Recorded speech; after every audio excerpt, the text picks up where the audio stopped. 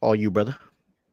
What is good, everybody? Welcome back to Superherocuts. We are here, me, your boy Jerry, aka The Watcher, Stevie. I am pulling up the docket to get into it with you guys, so just bear with me. I should have had that up. I'll have it on my phone. Okay, so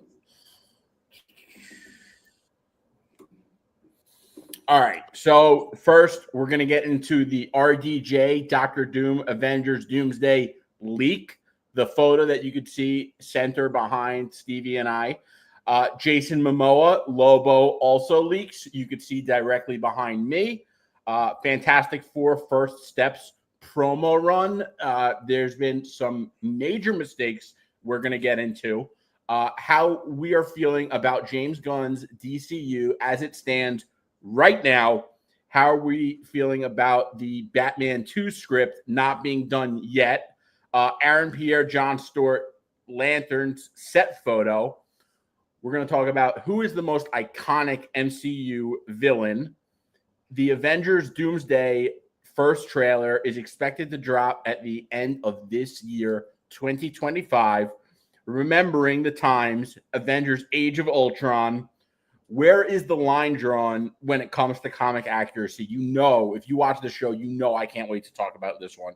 And why is it that directors make these big changes to superhero movies? So let's kick it off. Stevie, how you doing? Brother, I'm good, man. How are you, dog? What is crack-a-lacking? It's good, man. Things are good. No complaints. I'm glad to be here. Back to Superherocuts. Listen, I said what I said. I have no apologies to make. And what I said is Superherocuts, 9 p.m. on Mondays. Be here. Be there or be square, man. Let's get it, bro. Okay. We're going to get straight into business, bro, because this was like running the internet for the past couple of days, a few leaks, actually. And Jerry, you obviously said this to me, and I was just like, what? So since you found it before me, so I want to hear, how did you come across this? What was your reaction when you came across this? How do you feel about it? Who posted it first, where I first saw it, but I knew it was fake right away from the chest plate. The chest plate with the arc reactor is a telltale that this was fake, because the only version of Doctor Doom that has the arc reactor is Infamous Iron Man. And Infamous Iron Man is not what we're talking about here. We're seeing Doctor Doom. So I knew this was fake. But what I will say about it is, and I don't care what anyone else says, as usual, but what I know everyone thinks this looks good. No matter what anyone says, the reason that I know everyone thinks this looks good is because if people didn't think this picture looked good, we wouldn't even be talking about it. It wouldn't have went viral. It wouldn't be everywhere. But because if it was bad, people wouldn't even look twice at it. No one would stop scrolling to take a look at it. No one would have reposted it. But everyone did because it looks good. And, I've said from day one, if they want to bring Doctor Doom into Infamous Iron Man, like post Secret Wars, I would be down for that. I love Infamous Iron Man. It's one of my favorite comics ever. I love when Marvel gets in their creative and innovative bag and like does something outside of the norm. That is some of my favorite Marvel, and Infamous Iron Man is exactly that for one of my favorite characters. So of course I love it. And he looks great. I saw some people in the comments being like, oh, Jupiter's Legacy. Like, bro, shut up. You wouldn't be talking about this photo if it didn't look good. So that's the thing. People will always be full of shit, but they're just not used to having someone like me to just smash through their bullshit. Facts. And you are right, bro. This obviously is fake. But his gas, it's fire. It is fire. And if they are going the Infamous Iron Man route after Secret Wars as some own little project, I wouldn't mind if they got some inspiration off of that suit. Now, I swear up and down I saw this suit like before. I swear I did. Like for some reason, when I saw it, it just clicked something in my mind where I swear you and I have talked about this months ago. And not necessarily on the podcast, but I'm telling you, you and I talked about something, and maybe it was a similar suit concept, but I swear we talked about this in private. I swear we have. So it just rang a bell in my mind. I don't think that's the case. What I think is that a lot of it looks very familiar. I think the cape is very low-key Thor. He kind of looks like, I'm blanking on the guy's name, but he's a big actor on TV. He was in The Walking Dead. He's like one of the main guys from The Walking Dead. I think his name is Yeah. He kind of looks like him. The Iron Man suit Jeffrey is Dean, familiar. Yeah. The torso looks like a combination of the Dark Knight and Batman from the Snyder Cut. It looks like, because the top looks like maybe Batman Begins, the Dark Knight a little bit, and then the abs look straight from, and then the legs just look like Iron Man. So I think that whoever did this was very smart because they made it feel familiar. And one thing about the discourse around on comic Twitter and comic book movie Twitter around costumes is very elementary. It's very dumb. It's a lot of dumb people who don't know how to describe things, so they use very basic words, and that's why things like the MCU has a lot of lines becomes kind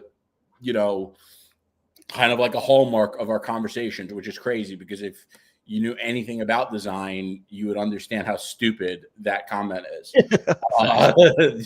But that's where we are. Most of society isn't intelligent, so any faction of society is going to have most people who just aren't intelligent.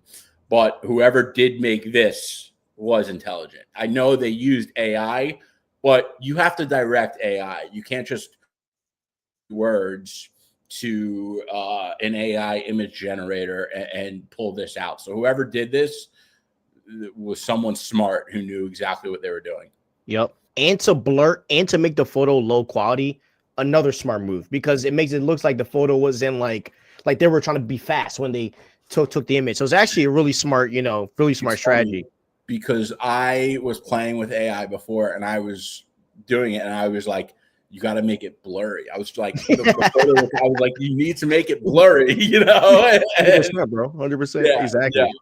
That's hilarious. Yeah, because like no one's going to buy like a high quality leak. That's like a real person. You know what I mean? And now, and as you said earlier, bro, nowadays, man, you just never know. You don't know what's fake and what's not, dude. Well, when it comes to movement, you could tell what's AI and fake, but when it comes to like a photo, you just don't know. But this is the depth AI, but it does look good, man. And this also sends a greater message as well, which is like Marvel Studios is not going to do a RDJ Tony Stark copy face on. Like you can give him a whole entire different look, and he will not look like Tony Stark whatsoever. I said that from day one. Yep, like it's not rocket science. Like he and this is what I said when I was crashing out about, and we're gonna talk about this obviously in the show, but when people are tripping over the Batman script, this is what they get paid to do. They get paid to act. They get paid to wear stupid makeups, and like this is their job. And sometimes it feels like fans think that they know better than what a director or an actor can do when it comes to when it comes to makeup and all that stuff. It's like, bro, come on, man. Come on. Yeah, this is that's what they why do. like,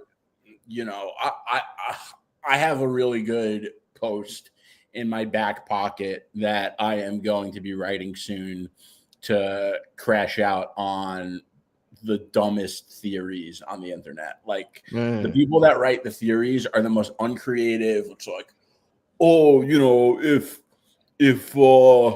if Tony Stark's parents like adopted a baby and that baby was split up from Tony when he was born, and like, bro, you sound like a fifth grader trying to make up a story. Like you sound stupid. Yeah. Yeah. I mean, and it's bad. It's bad. And like Yeah. there's some theories that I definitely respect, but some of these theories, bro, I'm like, dog, you just making it out the wazoo, dude. Like you're just And coming it's up with like, stuff in your mind. especially when it's like, well, my theory is if this happens, and then when that happens, and then if this happens, it's like, bro, if X, Y, and Z all happen, you may as well play the lottery. Like that is how Exactly. slim the odds are on your stupid theories. It's so Yeah, annoying. exactly. See, like to me, like the theories that I like are the ones that are like a one liner. So like a theory is like you saying I think Shalabao will die in Fantastic Four. That's a theory, okay? Right. That's like Or a yeah, legitimate like theory. It's a simple prediction. It's not like, oh, if Shalabal dies, then Galactus is going to do this, and then when Galactus does this, Franklin's going to be born, and then when Franklin's born, Invisible Woman's going to do this, and it's like, do you realize the odds of all those four things happening in that sequence of events? Do you know how slim that is? yeah, And bro. they don't even understand. And that's what if you are someone who is theorizing and like posting your theories and you don't understand like the way odds and predictions and this stuff works, you have no business doing this. Yeah. Yeah, I mean, and then you also got to factor in, like, you don't know what the Russos and McFilly's writing style is for this movie. Like, we don't know anything, and so that's why, like, when it comes to Doomsday stuff, I'm like, you can make a prediction that maybe Spider-Man died. Like, okay, whatever. But as you said, bro, when you start going to Invisible Woman and Franklin, and then Omni Man's going to come. I'm kidding. The Omni Man thing was a joke. I'm just saying, bro, like, and the Omni Man comes and kills everybody, and then the movie ends. It's like, okay, all right, bro, Yeah. all right, bro. Oh my gosh. Yeah, bro. The Tony Stark adoption theory is probably the nastiest theory that I've seen so far. That's probably the worst one. Oh my gosh. Like, all right. Enzo, what's up? What's up, Enzo? I'm still excited for Avengers Doomsday and Avengers Secret Wars and Beyond. Facts. Fake. Yup. If that was a Doomsday suit, then I'm not watching Doomsday. Fake again. Thank you, Enzo. It looks nothing like Doom. Russo brothers are good at doing fake stuff, and that's something I've heard too. I heard that people think that Marvel is trying to drop some fake stuff to get people clear of the trail. I'm happy that it is fake because I don't want infamous Iron Man right now. Facts. It's not earned yet. I don't know what to think about this suit. Smiles frown. Do you like this suit? Yes or no? Would love to hear that first. The baby was adopted by the Starks in one universe. Excuse me. And he becomes Tony Stark Iron Man, but that same baby in another universe was adopted by Cynthia Von Doom, and he becomes Victor Von Doom. Bro, it's brain rot. It really is. Yeah. Like and Hungry Almighty the Wild thing is, bro, some people believe that. That's And the crazy part.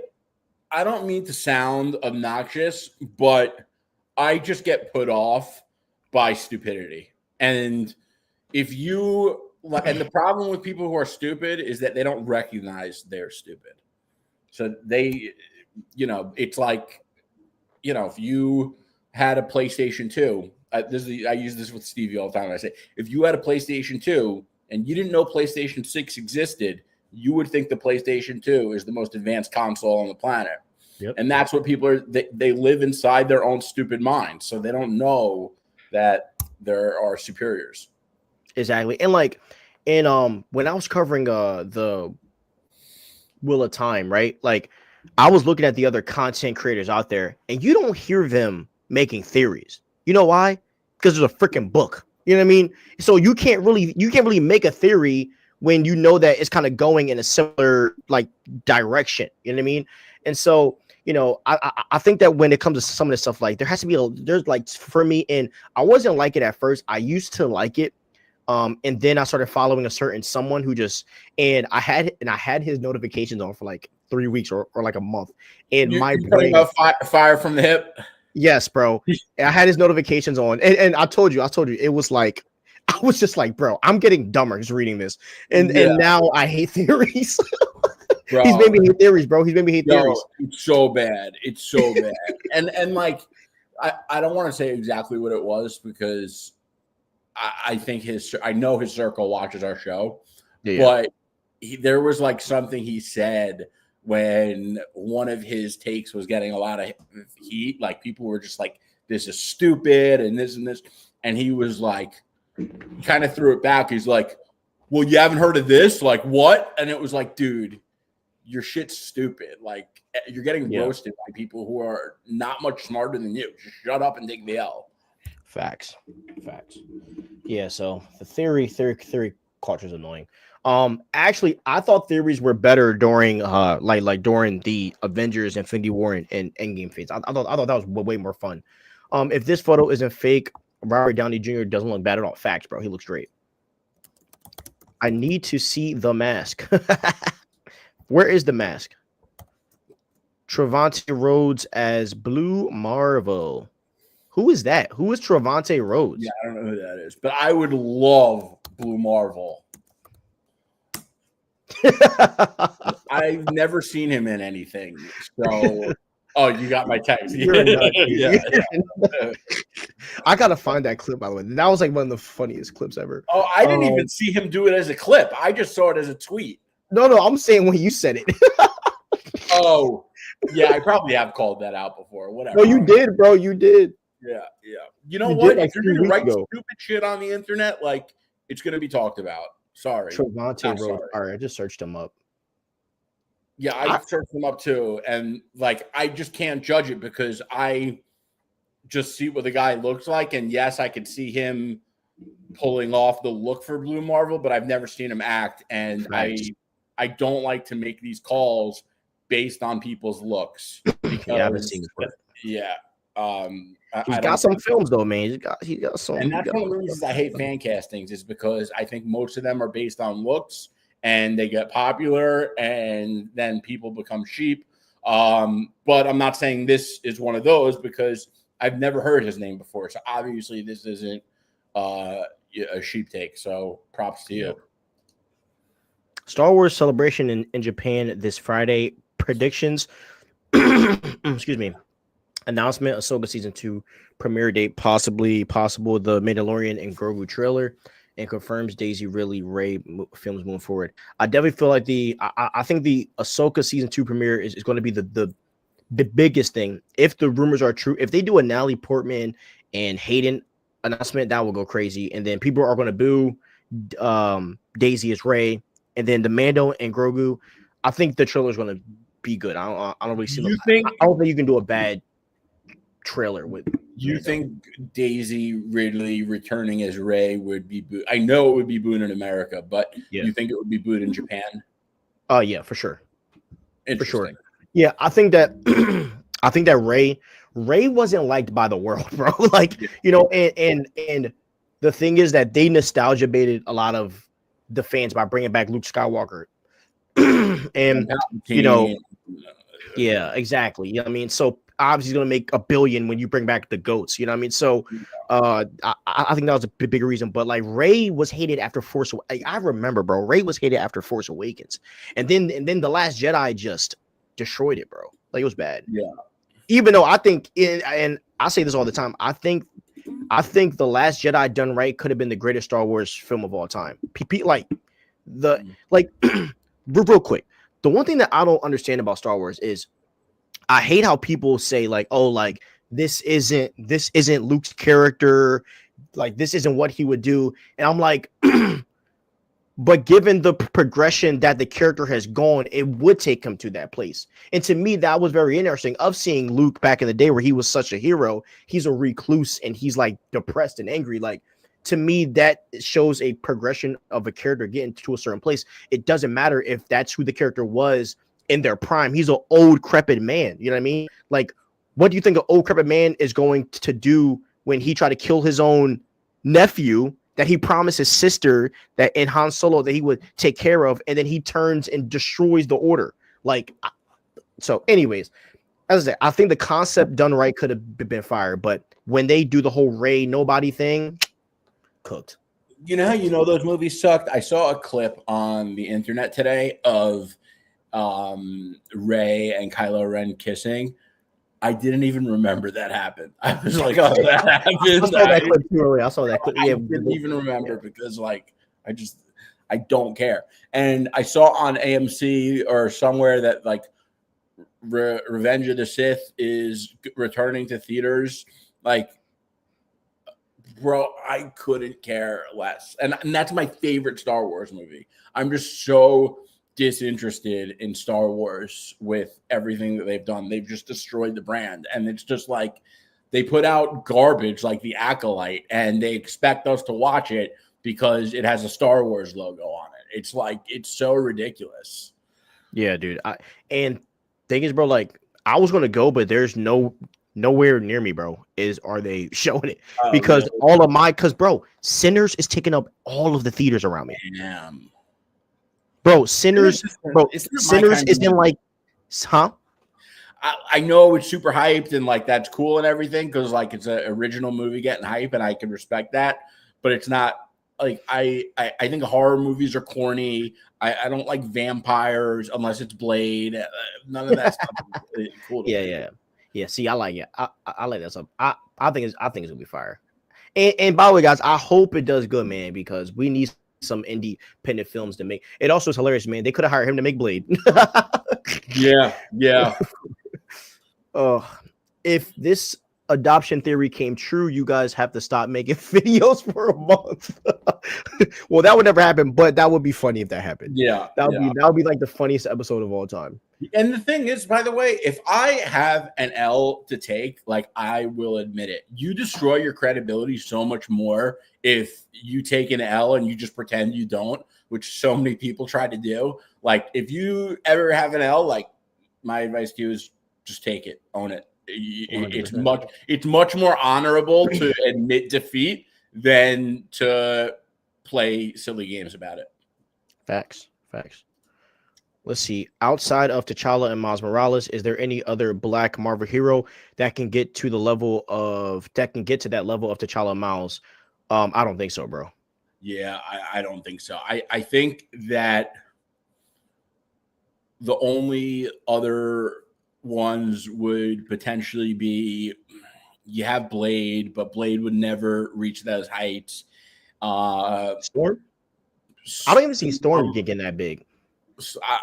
Storm is probably up there, but it's not the same. And unless the X-Men has Bishop, but Bishop's not that big unless you like really read X-Men. And even if you do, I think T'Challa and Miles are the biggest. Yeah. And, the fact that they are including Miles into the Ultimate Universe is going to be big. Yeah, I agree. And also, I mean, if you do Storm and T'Challa get married and having a relationship in MCU, that would be big. That would be crazy big. And you also are forgetting one more character, man. Nick Fury, bro. Samuel Jackson is him. He's one of them, but he is him. And I think a lot of people different forget about Nick because he wasn't always black. So it's a little different. Like even if he does become the biggest character in the MCU, his heritage is being a white character. So I don't think you could ever put him on the same level as T'Challa and Miles in that regard. That's fair. As much as I do love Sam Jackson, Nick Fury, because he's amazing. Facts. Dude, I was watching and we're gonna talk about this later, but I was watching Age of Ultron the other day, and when Nick Fury pops up in the farm and Tony's like, of course you're here. yeah. I was just laughing. I think Henry Cavill will be perfect as Magneto. We have talked about that'll be fire. I can see that. Do you think Daisy really needs to join? No. And look, she's not a bad actor, but no. Actress. We don't need lackluster actors that are just going to be like. There are too many things that are like some of them are inherently political, and then some of them are politicized by the actors or the discourse, but there are a lot of creators that I see that they pretend to be talking about comic book movies and comics, but they only talk about it if it's political. And it's like, you're not really a Marvel fan. You're just a political person that's trying to force your politics into the MCU discourse. And I think we need less of that. Yeah. You know and exactly who I'm talking about. yeah. I also don't like, bro. I also don't like how, like, sometimes a lot of these studios act like there's not other actors out there. And that's why Jonathan Majors as Kang had me so excited, was because like this is an actor that we never really have seen in the superhero space. And that's what and that's why James Gunn's DCU has been so intriguing for me personally. And Pierre. Because like he found a young actor that hasn't had his big break yet, but he's still up and coming. So like the MCU used to do that with Chris Evans and what's his name, and Hemsworth. Like they weren't as big as they were. You know what I'm saying? So I hope that's what I want to see. I don't want to see Star Wars copies. Like Oscar Isaac is the only one I'll allow because he's that good of an actor. You know what I mean? So my man rocking the Jor-El look. I'm talking about Robert Downey. I was kind of let down with the Pedro casting, and I felt the same way. I was like, number one, he's not comic accurate. Number two, and I like him. He's a great actor. He really is. And I know a lot of people are upset that he's Joel in The Last of Us. I think he's great in The Last of Us. Bella Ramsey, that's another story. But, like I Joseph Quinn, was pissing me off right now, but I love him as an actor. But we're going to get into that. I do think that the comments he made, and that's the problem now, is that like we're in such a hyper online world that the comments made in a press run can impact how your performance in a movie is received. And that's a problem, because your movie should be judged on the merit of the movie alone, regardless of what anyone said or did or this and that. But that's not the world we live in. And when you say something that rubs people the wrong way and it's related to the movie, you automatically are going to piss people off about the movie. And people are going to watch the movie and judge you for the comment that you made about that movie. Exactly. And that's, and like the thing is like, like Jerry and I, when we watch these films, we try to take away that and judge you on your work, but darn, it's hard. It's hard. It's hard. And like, I wasn't going to watch Snow White, but like, that's a perfect example. And I didn't watch Snow White because I don't care about a princess movie, but I do care about the things that were said, and that's why it's stupid to say those things. Yeah. But, and I'm going to save it for Fantastic Four because I have a lot to say. Some of these theories sound like a lot of fanfic facts. Yeah. The reason why I think Henry Cavill will be perfect as Magneto is because he's 41 years old, which is perfect age for Magneto. Facts. Andor was pretty cool. I actually need to start watching it because I was watching the first season and I did like it. And everyone says Andor is amazing. And it's funny because I was thinking about this today with you. Did you ever try it? I watched the first 2 episodes. Yeah. It's a slow burn. Yeah. Well, it's not even that. It's just that like when I watch Star Wars, I'm just not trying to watch, like, it's just too realistic. I feel like you hate on a lot of good shows, and once you give them a chance, you're like, okay, this is good. You do that a lot, bro. You did that with Penguin. You did that with you did it with Penguin. I wrote Penguin hard, yeah. Yeah. Pause. I feel like there's some others, but Penguin's the big one. Yeah. I mean, so I watched the first few episodes, but like, I don't know, man. It's just like if I already watched Jack Reacher, I already watched some of these realistic shows. Why would I want to watch a Star Wars show that's like that? And that's just how I am personally. Like when what intrigues me about Star Wars is the Force and the fantasy of it, and that's my issue with and the thing is like I get my fix with Captain America and with some more, and Thunderbolts is going to give me my fix of realistic superhero-dom. So it's like. Yeah. I like the espionage aspect to it. I think that's pretty cool. I will say, and we're not going to get too deep on this, the Harry Potter cast was impressive. It's actually really good. I'm not going to lie. Was really good. Yeah. I was like, this show looks like it's going to be insane. Like I haven't watched Harry Potter since I'm a kid, but now I am like so hyped for the Harry Potter show. Yeah. I also talked to my friend Donovan, and so he worked on Wonder Is he Woman 1984. Do I see him on Twitter all the time? I don't think so. No. I don't. Okay. I don't think he's on X, but he does. But so he's so he worked with Childish Gambino on the show Atlanta. He's worked on Great show. Yeah. And he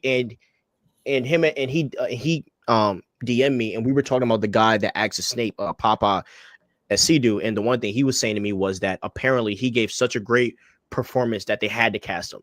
And for someone like me who comes from the books that doesn't like that swap, I want to see that. You know what I mean? I want to see like is this acting so good that I'm not going to care about the fact that he's black? So, you know, and we'll see, man. But the rest of the cast is a chef's kiss. You are right. Like Lithgow as freaking Dumbledore. Bro, Dexter is like might be my number one favorite show of all time. And he was the best villain in that whole show. Dexter might be the greatest TV show of all time. And bro, Dexter is so good. You have no idea. It is like that is the show that got me into binging shows. It is so bro. It is so good. And there's been 2 spin-offs.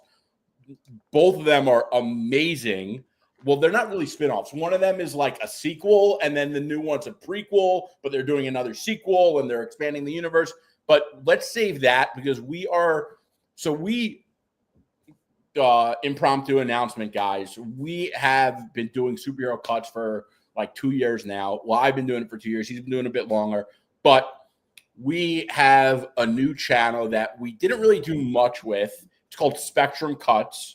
We are rebranding it, and we're going to be talking about all the other entertainment that we don't talk on here. So we're going to be talking about all movies, action, drama, fantasy, and then all the TV shows that we watch and all of that good stuff. So check us out for that. Stay tuned to our socials because if you like our commentary here, I have to imagine you'll like it there. And we hope to see the same guys in the chat. We hope to see you there too. But anyway, let's not get too off course from Superhero. Of course. Yeah. What was the next? Yeah, let's get it. Okay, so I wanted to talk about this Lobo art real fast. So apparently a lot of people are saying this is AI too. And I'll be honest with you guys, I don't know. It looks pretty real to me. I ain't gonna hold you. Now, sorry, were you about to say something, bro? It's tough because I want to say it looks real, especially based on like there's just so much detail on it. There's so much detail on the bike. There's so much detail on the jacket and the jeans that it does look real, but it's very difficult to call. I will say, regardless if it's real or not, I think it's a good thing because people are talking about the DCU and the DCU needs that. And Jason Momoa as Lobo is going to be crazy. Like the more I think about it, the cooler it is. This is kind of a fan service casting because everyone's fan casted this one for ages. It like is literally the perfect casting. So yeah, it's cool. And I think it adds more excitement to the Supergirl movie, especially for me, because I got to tell you, I am not the biggest fan of Supergirl coming out right after Superman. I kind of wished it was something else, but I want to see what James Gunn has in store for us because I feel like there's got to be a reason he's doing this. And I think Lobo is going to make people a lot more excited for that movie and help its box office performance. Good writing will help this movie a lot, man. And one thing about James Gunn, man, he knows how to write. And my hope is that with the help of Tom King and all of the other guys that are there, because I know James Gunn's not directing the film, but I hope that the writing is good. But man, those set photos already, seeing the costume and seeing that they're going the traditional route with having the skirt and stuff, it's beautiful to see when you get to see, the heroes that you've grown up with or read being honored. Like it's nothing beats that. So, and Yeah. Millie looks great as well. And I'm in like I was just seeing, Momoa was riding a bike telling people, "Yo, I just got done filming." Like he's excited to do it, and there's nothing better than an actor that is excited about, the role that they have, and then something was also hilarious was the girl that played Hawk Girl. She did a movie with Pedro Pascal that dropped like a month ago. And they were in a press conference, and when they talked about Superman and Fantastic Four, the girl that played Hawk Girl, she said to Pedro, she was like, "It's me and you, bro. It's me and you." Like just talking trash about that Superman's gonna do better than the Fantastic Four, and Pedro started to talk trash back. Like I think all that stuff is fun, but like it seems like it seems like those actors are really excited for Superman and for what James Gunn's doing. Like you can tell he's cooking based on what the actors are saying. 100%. They are all talking so highly of him, and he deserves it. I saw a distant cousin at Passover over the weekend, and she was like, all the movies coming out. She's like a big comic head too, and she was just like, I'm so pumped for James Gunn's Superman. Like, and she mentioned James Gunn. She was like, Superman, I cannot wait for this movie. It looks so good. She's like, I'm so happy we're getting a comic accurate Superman. And that brings me to my next point, which is, and I always do this, but we're going to get into comic accuracy later. But I will tease you with one of the things I'm going to talk about on that segment is that comic accuracy is becoming like the biggest industry trend, and it's all based on the fans. I think that a lot of it comes from the Snyder discourse after the Snyder Cut. I think after the Snyder Cut and Henry Cavill, Black Adam, like I think people started really taking comic accuracy very seriously, and now everyone's talking about comic accuracy all day, every day on social media. And it wasn't always like that. I also, back to Jason Momoa, I do, and I don't care about Minecraft. I really don't. I've never played the game. I'm not going to see the movie. I think it's great that it's performing so well. I wish that people were able to behave themselves. It feels like etiquette doesn't exist anymore, but and certain people feel like the rules of etiquette don't apply to them, and that really bothers me. But I do think the fact that Jason Momoa is in this movie and it's going to do $1 billion is going to help his next couple movies in the box office, because there are so many people that are seeing this Minecraft movie that absolutely love it for whatever reason. And Jason Momoa is the star of the movie. So, of course, that's going to help him. People are fans of Jack Black. People are fans of Jason Momoa. And it's not how it used to be where people are going to the movies for actors. But I do think that there are a couple of actors that still have that aura. And I think Jason Momoa is one of them. Exactly. And I also think that there's something to the mystery of performance. Like I was when I was on my run today, the podcast that inspired me to even do this, their name is their new name is MCU Fan Show. Shout out to Sean Gerber and Paul Herman, IDM Paul, from time to time, because he's like my mentor, kind of sort of, who got me into podcasting. But they were comic heads, bro, when Avengers 1 dropped. And I was listening, bro. And I was just hearing them, and basically they have this series called Road to Infinity War, where they go through each movie and their mindset going into it. And the one thing that they were saying was that they said even though Iron Man 1 was good, and even though Captain America 1 was good, they said most fans were scared because they were like, there hasn't been a big movie that prompted Avengers 1 to happen. And they were like, yes, Natasha Romanoff is there, but it wasn't like it was blowing out the park, like they were still trying to build up. And they were saying that when you went into Avengers 1, there was a mystery of like, are these actors going to pull it off? Is Kevin Feige going to actually do it? And I think that, and I do, and that feeling is happening. I feel like with us, with Superman and with Supergirl and with some of these other projects, it's like with the Fantastic Four, Jerry, I'm stressed out. With Superman, I am nervously excited. And that's what, and I feel like nervously excited is like what's fun about being a fan and going to see a movie, you know? So, Yeah. and so that's what I think, you know, Superman, this DCU edges over the MCU. Yeah, I'm really starting to worry about Fantastic Four, and that is my most anticipated movie of the year, and it's a big year. So let's get into why we are not happy about the Fantastic Four. So we're going to get into some of the things that were said. Do you have the quotes, or should I pull them up? I can pull them up for you, but if you have ones that like that you want to talk about directly, so you can. Joseph Quinn, I'll pull it up real quick. Okay. Joseph Quinn, Johnny. Oh, you know what? I'll just pull up the article and then Entertainment Weekly. All right. So we're going to be talking about, and it's not just Joseph Quinn that had some missteps, but Vanessa Kirby. Okay, here it is. All right. So we're going to start with Joseph Quinn. So he said, Joseph Quinn, in speaking to Entertainment Weekly, this article released last week, and this quote, you may have already heard it, set the internet ablaze.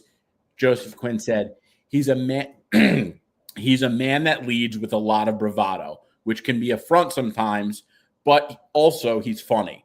Myself and Marvel Studios boss Kevin Feige were speaking about previous iterations of him and where we are culturally. He was branded as this womanizing, devil-may-care guy, but is that sexy these days? I don't think so. This version of Johnny is less callous with other people's feelings, and hopefully there's a self-awareness about what's driving that attention-seeking behavior. Johnny is the little brother of the Fantastic Four, Quinn notes, but that's not the only quality that defines him. Okay, so to me, when I heard this sounded exactly like Rachel Zegler when Rachel Zegler said, you know, the original Snow White came out in 1937, and very evidently so. And then, you know, she kind of trashed the characterizations and the roles of the prince and, you know, being saved by a stalker. So it sounds so identical to me because this is a beloved character of family of characters by fans who love Johnny Storm, have loved Johnny Storm for 60 plus years.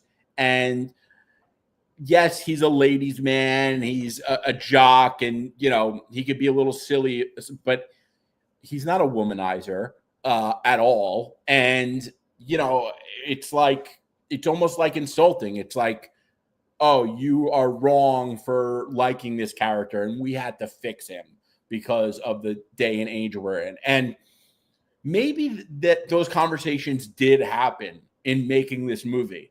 But if we watched the movie, I'm sure we wouldn't have picked up on these things, or maybe they were in your face about it. I don't know. But like these comments after what happened with Rachel Zegler and Snow White, you would think that Bob Iger was making sure to media train the actors before press tours. Like that should be Disney 101 right now. And I can't believe he said that. We get into the other? Let's talk about this, and then we'll get into the other quotes, because I want to hear what you have to say, and not I want to let you cook on this before we get to the next one. For sure. Yeah. I mean, so with Joseph Quinn, when I read that, I just said, dude, shut up.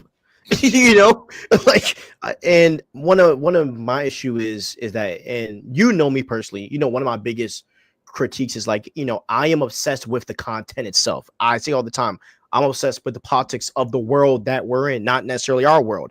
You know, a lot of fans view the MCU as an escape into this world, you know, to see what's going on here.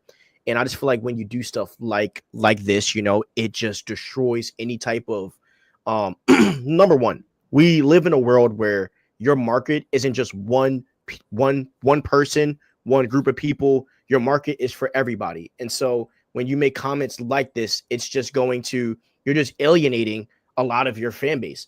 And we live in a capitalist world, baby. You know what I mean? Like, you got to make money. And at the end of the day, money is what make the world go round and round. Money is how we get these movies to work, you know?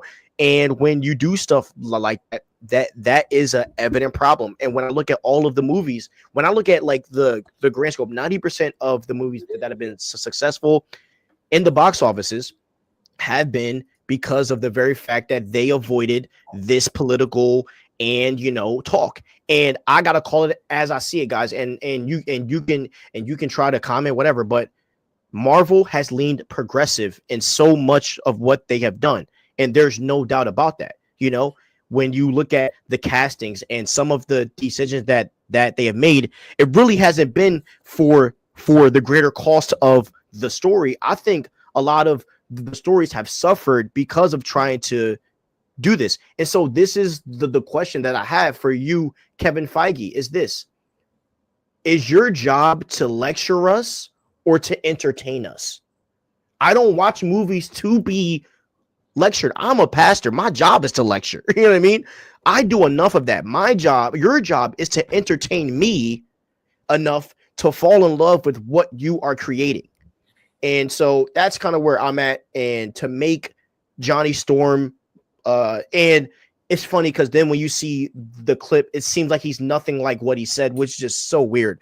But you know, I just think that was a big misstep. And when I look at the Superman press, Cornsweat's talking about his relationship with crypto. Rachel, you know, Rachel Brosnan is talking about how everybody on set cares for Superman and cares for the lore. You know, I look at James Gunn when he got a political comment and he completely dodged it. He said, you know, I am here to write about, you know, Metropolis. I'm here to write about what's going on in this universe. He was like, what is going on out there doesn't affect. And look, and James Gunn might not align where I align, but Jerry and I don't judge a good movie based off of where people align politically. And that's what a lot of people don't. That's what a lot of people don't like understand. There's a lot of Look, I am Pedro Pascal is one of my favorite actors of all time, and outside of his acting, he annoys me. But I think he is an amazing actor, and and every movie that Pedro Pascal is in, I will show up for because I think he's that great. And I can criticize his politics all day, but that's not what I'm here to do. I don't look to him for my politics. I look to him for movies. And by the way, celebrities' opinions on politics are in the toilet. It made zero difference in the last election. And like Stevie used this phrase to me before, activist. I love it. I love it. It's because we want entertainment from you, not political opinions. The other thing that I find really interesting is that all of this political stuff in our Marvel entertainment, it didn't exist Endgame and before. It's all after. And this whole saga has been lackluster.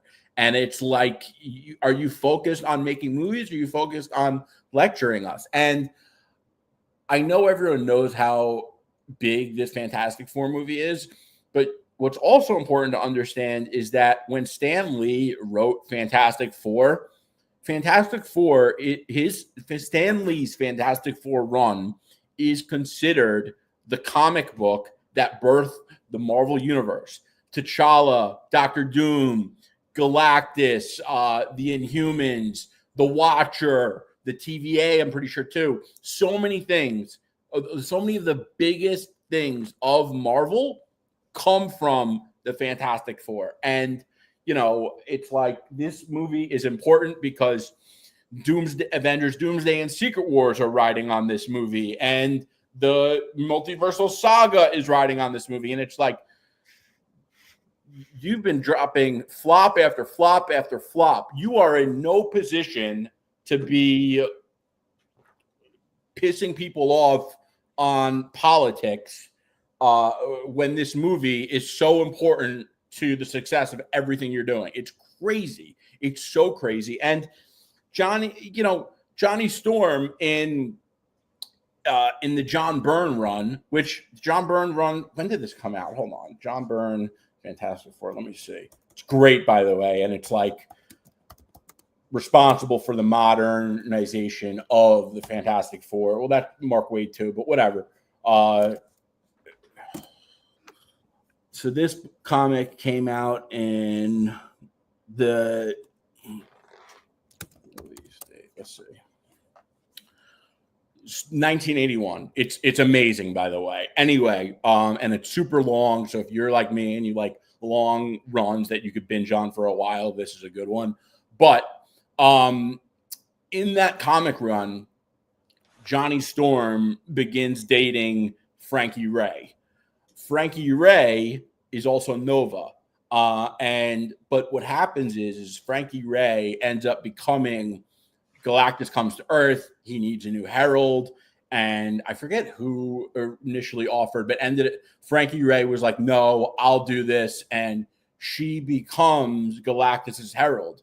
And Johnny Storm was like left in the dust. He was so upset about it for such a long time after that. And she completely forgets about him because she's like, crazy. Her life is completely different as a herald for Galactus. She's focused on finding worlds for Galactus to eat. And, this was in the early 80s, okay? And that was Johnny Storm then. So don't tell me that Johnny Storm was a womanizer and he's outdated. Like, that is such nonsense. And it makes me also worry that Joseph Quinn didn't care to read the source material. The other thing here is I've been saying this for a long time, but I found a cliche phrase to attach to it, and I think it's going to help it resonate with more people, is that when decisions like this are being made, it's indicative of weak decision making. And weak decisions don't usually happen isolated, because people who make the right decisions have a process in which they make the right decisions. And people who make poor decisions don't have a process where they make the right decisions. And they don't have a logic process. So where there's smoke, there's fire. And when they're making decisions like this, it makes me think that there's other bad decisions being made. And that's what I said since I found out that Shia LaBeouf is going to be the Silver Surfer of this movie. Because obviously, Norrin Radd is the one that's iconic. Norrin Radd is the one that fans love and are attached to and want to see. But they decided to give us Shia LaBeouf. Now, I don't know for sure the exact reason they decided to do Shia LaBeouf, but I'll tell you what it looks like. It looks like they decided to do Shia LaBeouf because Shia LaBeouf is a female, and they want more female characters. And they care more about that than giving the fans what they want. And it seems that way because every decision seems to skew in that direction. And fans are tired of it. And it wouldn't matter as much if the movies were just good. And that's what Stevie always says, which is crazy because it's like, then we're at the point where like, yeah, there's propaganda, but the movie was good. And listen, I like female characters, but this movie has Invisible Woman. And she's like one of the most important female characters of all time. So like, why do you feel the need to throw Shia LaBeouf in the mix? Why not just give us Norrin Radd? You can make, Susan Storm, Invisible Woman, a prominent character in this movie, and still have Norrin Radd. Yeah. Which brings us to the next quote. So hey Jerry, one last thing, because we cannot go without saying this too. Kevin Feige is to blame for all this. It starts at the top.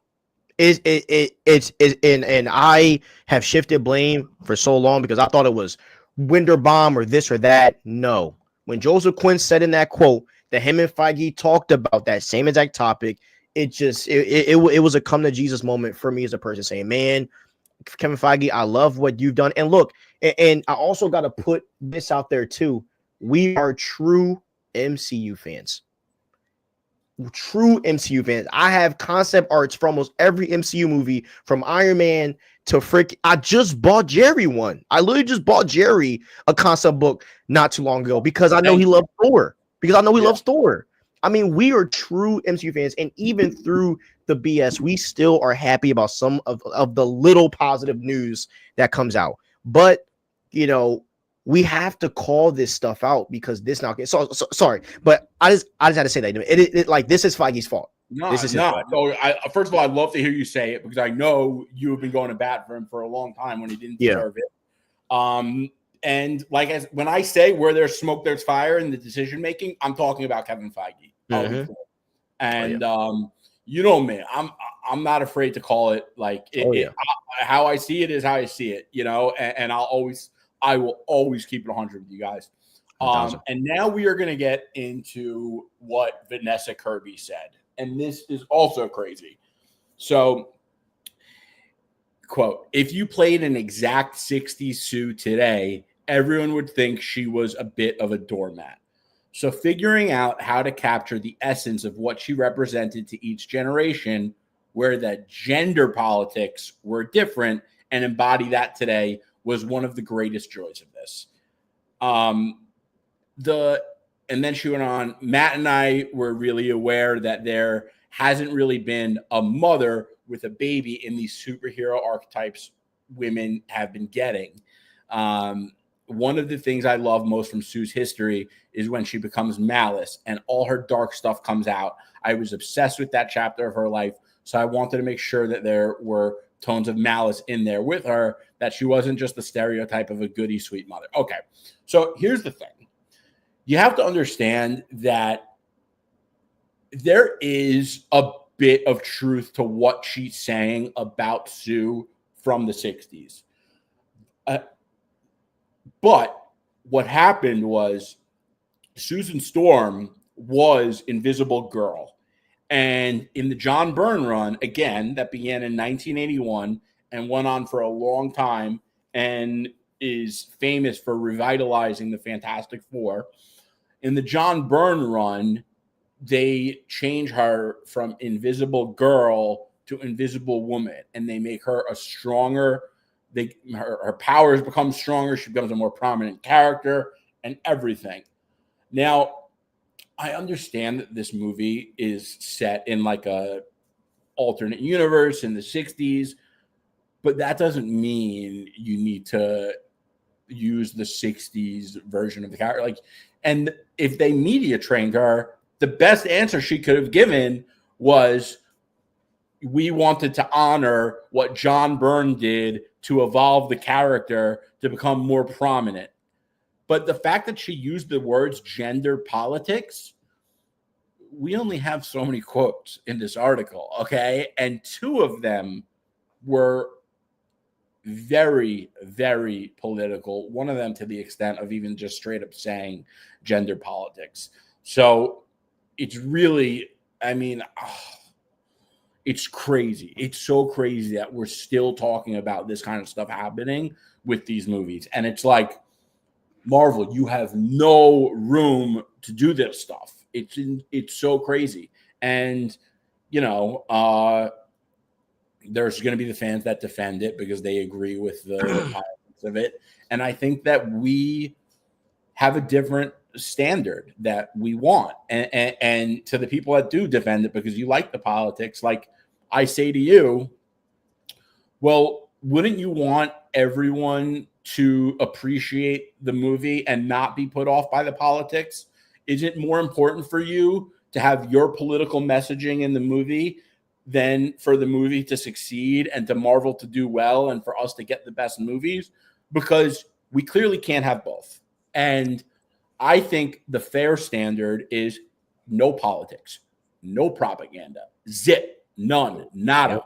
And I think it's ridiculous that the other half are like, oh, well, we're getting our taste of politics. So if you don't like it, you know, comics were always political. It's like, there are some political messaging, yes, but we're not in World War II anymore, okay? And we are not talking about comics that are against Adolf Hitler here. Okay, we're talking about like ridiculous social justice politics. We're not talking about genocidal dictators that started World War II. It's completely different, and it's such it's such a false comparison. I don't know. I'm trying to. Yeah. And what's so ironic? And Kevin, I'm gonna cook you in about 5 minutes. It's all good, bro. Keep on commenting.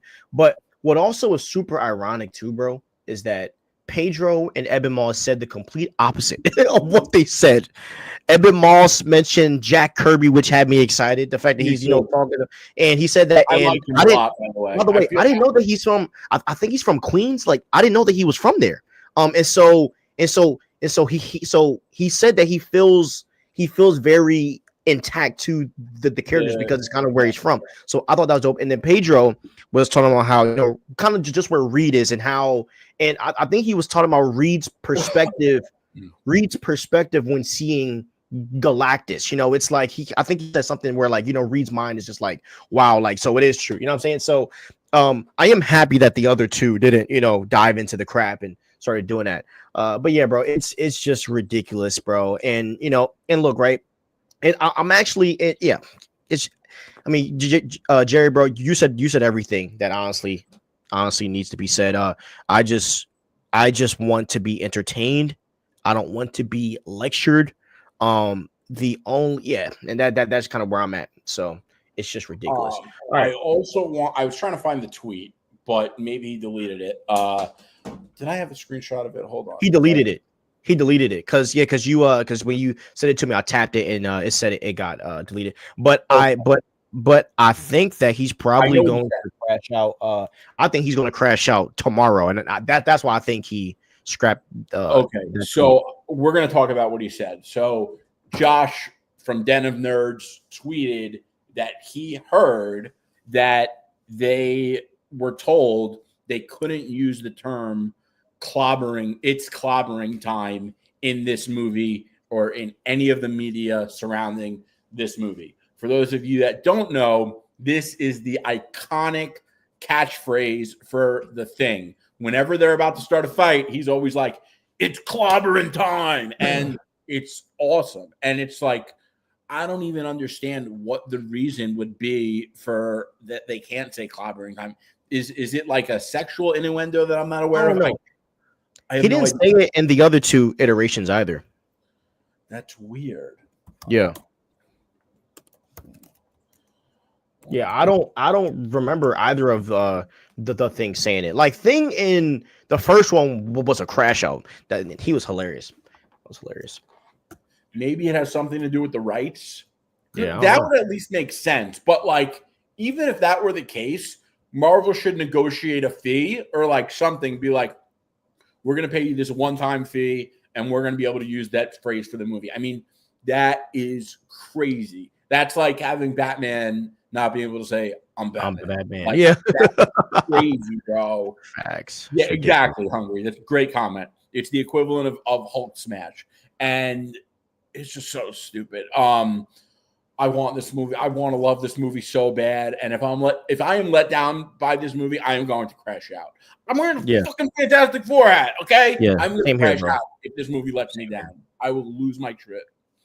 I'm going to lose it too. All right, let's see. All right, let me start from the top. Yeah, Kevin, what are you losing your cool over? Yeah. By the way, Kevin, I want to say this. I think you're bold for going against like I respect you for at least for not agreeing and vocalizing it. Even though I think some of it is kind of inferior, I still respect you for at least voicing your opinion. Even though we don't agree with 90% of your takes, I respect you viewing our content and telling us how you feel. Let's see. People, I think you said people. Men say people aren't going to react negative on the cast making mistakes because the leads are white. I don't agree with color, but they chose popular actors that people love. So and the people casting are reacting though. People are reacting. The internet was set ablaze. Everyone was talking about this. and we're talking about it right now. Yeah, Pedro got cooked. And mind you, I like the cast. You know what I'm saying? But the people that like the cast, it's because they were already famous, and they got they got a little nudge. I don't think I disagree. And this wouldn't have went viral the other day for the wrong reasons if your statement was accurate. So I think the fact that it did, your statement was proven wrong before you wrote it. Facts. I think Human Torch will die in Avengers Doomsday and Secret Wars. Sue Storm is going to die as well. The Russo brothers will not accept. No way they're dying. I see absolutely no Fantastic Four talk when it comes to the casual people I know. At least Superman is talked about whether good or bad. Yeah, also, man, that for a trailer showed us nothing, bro. Best case scenario, it's just actors talking out there, and won't be in the movie, hopefully, bro. I still like Sam's cap, but Falcon and the Winter Soldier made me feel like I was being electric to. Yes, and the wild part is that everything before that is a banger. That show before all that crap is that's one of the best shows that they did, bro. Aside from the Carly stuff. Aside from the Carly stuff and the fact that they were like soft on terrorism, that I have no patience for. Yeah. Goes against Cap's whole, and then they have freaking Captain America taking on terrorists in the next movie to just kind of retcon that whole situation. Anyways, Marvel Studios is majority white folks sprinkling black and Latino folks in their films or TV shows. It's a problem now. Go sit down with this mess. You telling us to sit down? We're already sitting down, bro. Heavens, bro, watch your mouth. Yeah, right. Activist, lol. Facts. Do you blame Kevin Feige if you do? Should Kevin Feige leave after Secret Wars? If Kevin Feige keeps doing this, yes, I think he should go. If Fantastic Four is bad, I think it's gonna be time to hang it up because, bro, if Fantastic Four is bad, like you have to understand that the next two movies are the setup for Avengers Doomsday and Avengers Secret Wars. If the setup is a flop, these movies have to be good. The way climax and payoff works is that if the lead up to something isn't good, the payoff can't be good. That's how it works. So if these movies flop and they're not good, like they're going to impact the way the next two movies are received. And if the multiversal saga completely flops out over the course of the next four movies, Thunderbolts, Fantastic Four, Avengers, Doomsday, Secret Wars, it's time for Feige to go 100%. Yep. I didn't want to see any controversial political agenda driven nonsense for the MCU X-Men facts. And that's why I want him out before they even get there, bro. Because they will. Yeah. Well, the Russo bros are directing the first. So it isn't confirmed that they are directing, but it is confirmed that they're working heavily on it. So hopefully that's true. Y'all just want everything to. I'm pretty sure that it's they haven't actually like officially announced it, but a lot of insiders have confirmed it. I hope so. Y'all just want everything to stay white only. Stop the excuses. Marvel Studios isn't woke at all. Kevin, bro. So Kevin, you are completely wrong, bro. And number one, hold on. But number one, bro, you're demeaning our characters because we have said that representation is very important. Number one, and we have never said that we want the MCU to stay white. What we advocate for is comic accuracy and changes to be made that are actually valid. And just because you might think that changes are valid, it doesn't mean you're right. You know what I mean? So. And sorry to tell you, bro, but you're wrong. And we literally read the quotes. We didn't make these quotes up. Those were the terms that were said. We didn't add words. So you're arguing with quotes that actors have said, not me. And about 10 minutes ago, I said I want Blue Marvel into the MCU. We always talk about wanting T'Challa back. We always talk highly about Miles Morales. And we both always say that we believe representation is important because it is. So I don't know, like, I don't know what either of us have ever said that made you think that way. Because I think it's completely BS. I think it's Yep. BS of you to say that to us. I think it's and I think it's based off nothing. I really do. Yeah, bro. The amount of work that is put into this show, you know what I'm saying? Like the amount of research that's done, the amount of texting that we do throughout the week, the amount of reading articles and watching videos all day, every day. We eat, sleep, and breathe MCU, bro, and and DCU and Star Wars. Not to mention the other shows, Jack Reacher, Dexter, like we just talked about, Harry Potter, Mission Impossible. The list goes on and on and on, bro. You like we put in mad work, bro. So do not say that. You just need to do better, Almighty. Kevin Feige needs to leave. To me, it's Feige's fault why we don't have T'Challa. He would have put his foot down when Ryan Coogler and Nate Moore made the decision. I agree. He should have. Majority of Disney executive. All right. The Russo bros will give us back T'Challa. Yeah, facts. We need it. By the way, they are the ones that cast him, so hopefully they cast another one. And by the way, on the T'Challa video that I did, a lot of people were saying that they want Coogler out. So why? A lot of people didn't like what Coogler said at the Breakfast Club, and because they didn't like what he also said on Shannon Sharp show, where he basically said that when he said that him and Nate Moore made the decision in 10 minutes or whatever, and a lot of people think that he's so emotionally attached to Chadwick that they don't think he's going to recast. So a lot of people online are saying just get Coogler out of there. That's what a lot of people are saying. I saw that a lot last week, bro. A lot. That's crazy. And it's a shame because he's so talented. Yeah, I don't know if there's someone that could do a better job with a Black Panther movie, but if he is not willing to make Black Panther 3 with T'Challa, they got to get someone who is. But who knows? Maybe Feige is let's make Black Panther 3 without T'Challa, and Yeah, exactly. And then so he was on Shaw Hat Goofy's podcast, right? Ryan, and him and Shaw Hat were talking, and he was saying how I think it was a couple months before Chadwick passed that he met with Chadwick and told him the whole entire plot, which was him versus Namor. And Chadwick was ecstatic about it. That's crazy. And so it's wild. And so Chadwick knew about what the plan was. So it's wild, bro. It's wild how things change just so fast. Brad needs to be the new CEO. I don't like Brad either, bro. I mean, I'm a real Brad's a yapper. Brad's a yapper. Really? I kind of like him. What did he say that you don't like that made him not? I feel like I'm not gonna like him once you tell me this, but I want to hear what he said that made you think he was a yapper. So Brad has been the guy that's been running the whole TV show thing going on. I know that Brad maybe isn't the one that makes the decisions of what gets greenlit, but the same way I have doubts about Dave Filoni becoming president of Lucasfilm because he supports Kathy so much, I feel the same way about Brad. He's a company man, and he's not like Jon Favreau, where Jon Favreau fought for his ideas, so I don't know. Now, Brad, what's up, Jalen? I hope you're doing good, dog. All right, we're gonna go to the next topic here.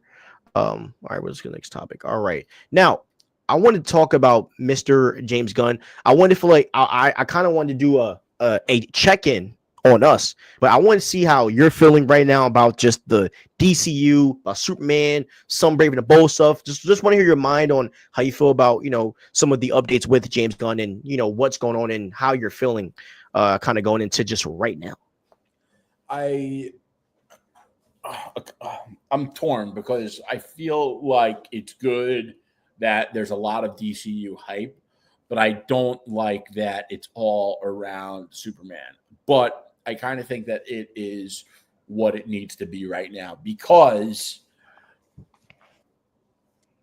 if the hype was split, if James Gunn, and this is why I'm torn, because Superman's not my favorite character, but I understand that the DCU needs to succeed. And for the DCU to succeed, Superman needs to be a smash hit success. So I'm taking what I want and kind of putting that to the side for the greater good for the DCU. And I want to see more personally from the Lanterns. I want to hear more about Batman, the Brave and the Bold. But there's a reason James Gunn isn't giving us more photos from Green Lantern. There's a reason he's not going to announce the Batman actor until probably after Superman's run. I think there were some rumors that they were going to announce it like right before. I think that's BS, because I think that the way the hype is right now for the DCU is very healthy. The hype is all around Superman. And if they released any information about the Batman actor, that hype, it's a bandwidth. So some of that 100% is going to get to Batman. If they put out more photos or a trailer for Green Lanterns, the Lanterns, some of that 100% is going to go to the Lanterns. So it's good that all the hype is on Superman, because this movie needs to perform very strongly in the box office, because Warner Brothers is not in a healthy position financially. And for the DCU to continue, Superman needs to bring in a lot of money to fund the rest of the DCU. So as much as I want to see more from Batman and the Lanterns and maybe even Flash or whatever, I think it's more important that Superman performs in the box office this summer. And that's why I feel calm about where the hype is for the DCU and Superman, because this movie is so hyped up. It is crazy. And I think that some of the discourse makes people think differently, but like the way people are talking about this movie is different. The hype for this movie is different than anything else. You could feel it. I mean, seriously, you could actually feel that it's different. We haven't had a movie been this hyped in a really long time. And I know we're all excited for Fantastic Four, and some people are like really hyped for Thunderbolts, and I'm hyped for it. Don't get me wrong. But I know like some people are like really hyped for Sentry and whatever. But the way people are about Superman, that's something else. Yep. So I have like a Hall of Fame. You know what I mean? So this is my Hall of Fame. George Lucas, Christopher Nolan, Kevin Feige, and now I think James Gunn is going to take that spot in the Hall of Fame if the DCU pans out. So the way that I kind of view it, bro, is kind of like a cell phone, you know? Like each mind would make certain strides, but there was a cap on what they could do, you know? And then we got Steve Jobs, where the iPhone was just everything and more. And now we have now because of the iPhone spearheading, now we have all these other, you know, phones that are coming out. So like, I think George Lucas was the starter, you know, introducing a brand new franchise in Star Wars. And it got so many fans just enthralled. And then we got literally 6 movies of just story building. Then we got to see Nolan do his Batman trilogy, which is arguably, and aside from whether if I hate it or not, it is probably, and Captain America would be a hard second. It is arguably the greatest trilogy of a hero of all time. And I do think, though, one of the hardest things that people had a hard time dealing with was the death of Batman, or was the death. I feel like a lot of people didn't like the ending of it. And then, hold on, wait. So wait. I'm just saying, just like in general, like a lot of people didn't like how The Dark Knight Rises ended. Like, and I've done so much research on it. A lot of people did not, but a lot of people accepted it, even though that they weren't fans. Then we go to Feige, where Feige takes, because he said Nolan was a big inspiration, he takes what Nolan did and turns it into a whole entire full-fledged universe. And Feige gave us what no one really thought was ever going to happen, was the Avengers. We got to see Spider-Man, Jerry, in space. Like, I can only imagine how many fans didn't even know that Spider-Man goes to space. You know, we got introduced to a vast universe in over 20 movies, over 10 years of content. And the one thing that I think James Gunn has the potential to do is take it a bit further than what Feige has done. Because I do feel like the Infinity Saga was his cap, and further projects have shown that the Infinity Saga was kind of where he peaked, and now we're kind of, and I'm just being real, we're kind of seeing his downfall. And I think that James Gunn has the opportunity to go further than what Feige has ever done. And depending on what he, and depending on how he sets it up, this could be going for a long time. So I do love how he is treating Superman, bro, because of the fact that our hype isn't based on Brave and the Bold or, you know, all of these other films. Like, he doesn't have to talk about all of these movies every day or all these extra shows and movies every day for us to care, you know? And I do think that he's been very strategic with only marketing one film, you know, because I did think that with the and that's also why, bro, I don't think he's released any more Lantern stuff, you know? Yeah, exactly. Because I really do think that, like, as you said, if they announce Batman, just kiss attention of Superman goodbye. You know what I mean? Just as you said. So I really like the way that he is playing his cards. And, you know, I really had to talk about this with, you know, with just taxes and tariffs, right? If done right, we're good. If done right, we are set. And, you know, but I do have faith in James Gunn. And the one rule that he has that I love is he said, we will never go forward without a finished script. And I think that will save, and I think that's what will save him in the future. So I love what you said, because that's how innovation works. It's not one person or one team, and, you know, some people innovate, and it's kind of like you know, a football team moving down the field towards the end zone, and, you know, one guy might run the ball 10 yards, you know, another receiver might bring it down another 15, and, you know, it's kind of like what I've also said from day one with James Gunn and the DCU, is that they're going to innovate in ways that we don't really understand yet, because we haven't seen. I think one of those ways has to do with the fact that the universe, like, pre-existed. So there are going to be stories that are told in different ways that are catching us up with things that happened in the past.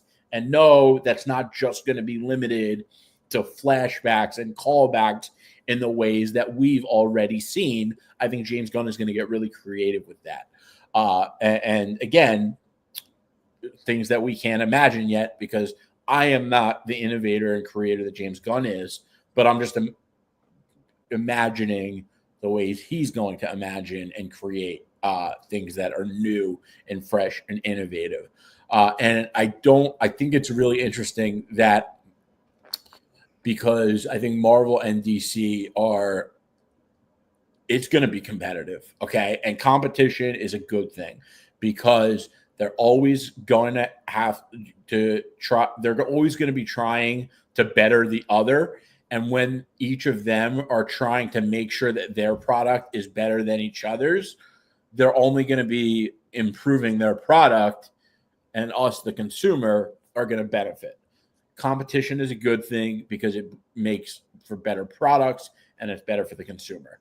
Now, the other thing here is, it's interesting that this is coming at a time where Feige is kind of on his downfall. And we're not taking away from all the innovation that Feige has done. You know, Stevie's analogy, I don't know if you said this, but Feige is the iPhone. I mean, Feige is the one who really developed the shared universe. Before, it was standalones and trilogies, maybe. You know, I think Christopher Nolan obviously opened the audience to receive something like a shared universe from Feige, but Feige is the first person to ever build the concept.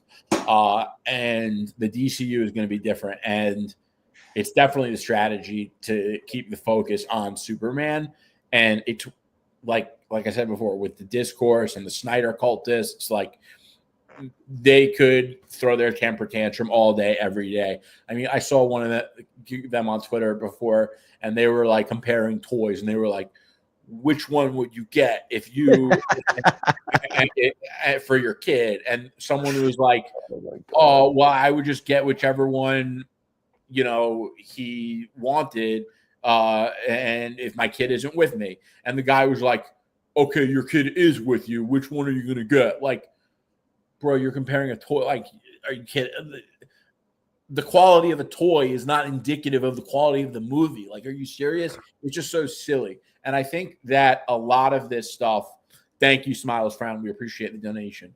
So I think a lot of this stuff is silly, and I don't think it's really resonating with most people because the hype for this movie is just different. And it shows in the numbers anytime they've released anything, the score, the trailer, the extended preview, whatever they want to call it, the numbers of views and likes and all that kind of stuff, the metrics are insane.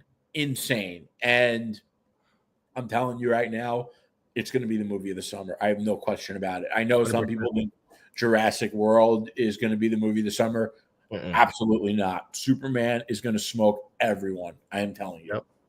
And I also think the answer that James Gunn has to find, if he hasn't found it yet, is I do think Feige and George Lucas got stuck at, what do I do after my big event is over? After the biggest event that I've planned is over, what do I do next? And George Lucas and both Kevin Feige, I do believe they got stuck at those points. And I'm gonna be honest, I have a lot of faith in James Gunn to lead us to this big, whatever this big event is. And what I am going to be really waiting for, and this is where I think new concepts are going to drop, and I think we're going to see something very different.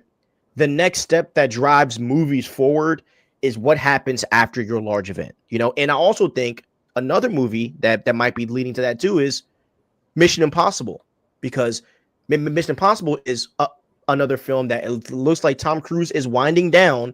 So I'm also waiting to see what he's going to do next with that as well, because I know I've heard that they've kicked around some ideas. So I do think that there is a point in time where I'm waiting to see what James Gunn is going to do better, where I think Kevin Feige lacked that. You know what I mean? And like, that's no diss. That's just the way innovating works. As you have said, everyone has a limit, and that's where the next creator has to come in, and they push the bill forward. You also have to be able to learn from the mistakes of the people around you. And that's, again, how innovation works. James Gunn has the luxury of almost 20 years of the MCU to look at and learn from. So he definitely has an advantage in starting the DCU that Kevin Feige didn't have. 100%. Bro, that was a great conversation, bro. Yeah.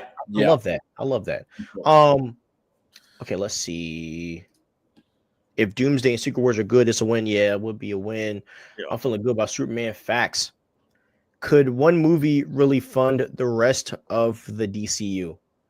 No, but one movie's success it does two things. Number one, it signals to Zaslav and the execs and shareholders of Warner Brothers that the DCU started strong, and Warner Brothers could feel confident in funding the next couple of DCU projects, and it helps them get that funding, and it helps fund some of the next projects. But they're not depending on the success.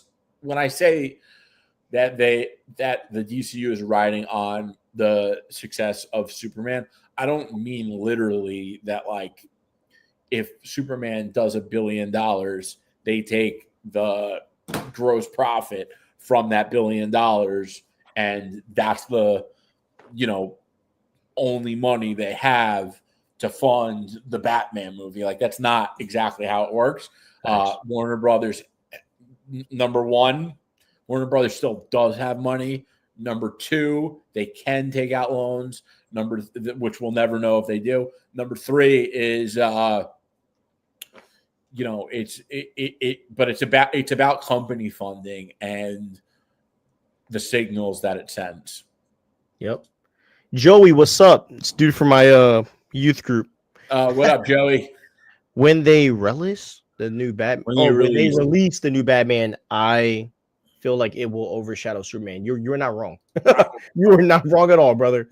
Bro, the internet was about to break over freaking Brandon Sklenar talking about Batman. Just imagine what's gonna happen when we have an actual announcement.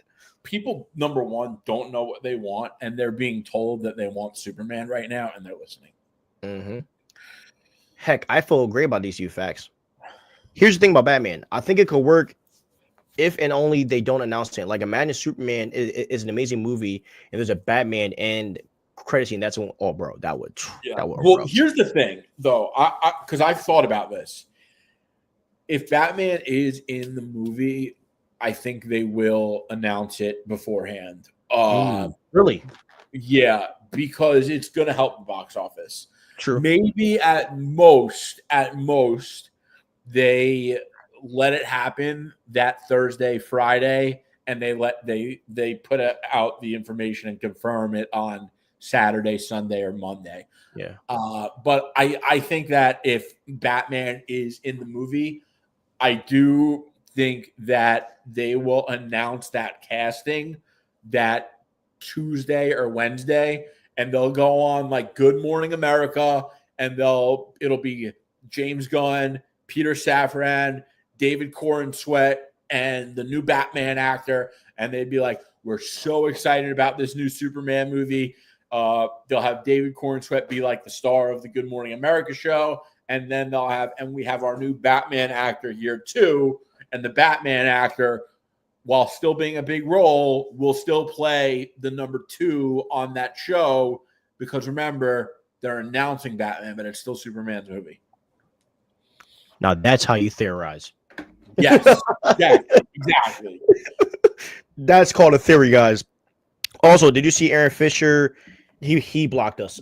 And I quote, "I do not understand why also Superman is so highly regarded. It's actually some pretty terrible writing. Never been a Morris fan, bro." He blocked me, so no, I don't hear anything about I that. actually wanted to send you a tweet of his before, and I couldn't even do it because he blocked me. Yeah, dude, it's so corny, so corny. Yeah. But by the way, Aaron, if you ever want to come on our show, I would love to host you. I gotta say, so you always have an open invite. I wish I could make animated TV shows, because there are some of the people I've met on the internet that I would love to make a sitcom about. And Aaron Fisher is one of them. Oh my God. Yeah. I would make a killer Comedy Central. Yeah, right. Like South Park style animated show about Aaron Fisher and his YouTube and his Twitter. I also would love if Marvel and like DC made a show called like Your Dumb Ideas Coming to Actual Life, and they take these theories and just put them in an animated show. You just get to see them happen, and you're like, wow, that sucks. That would be hilarious. Like they just pay an animator to make like just YouTube animated like clips. That would be funny, bro.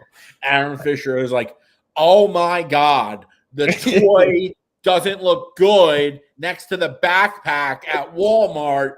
The movie's gonna suck. The toy sucks. Oh my God, bro. Oh my, bro.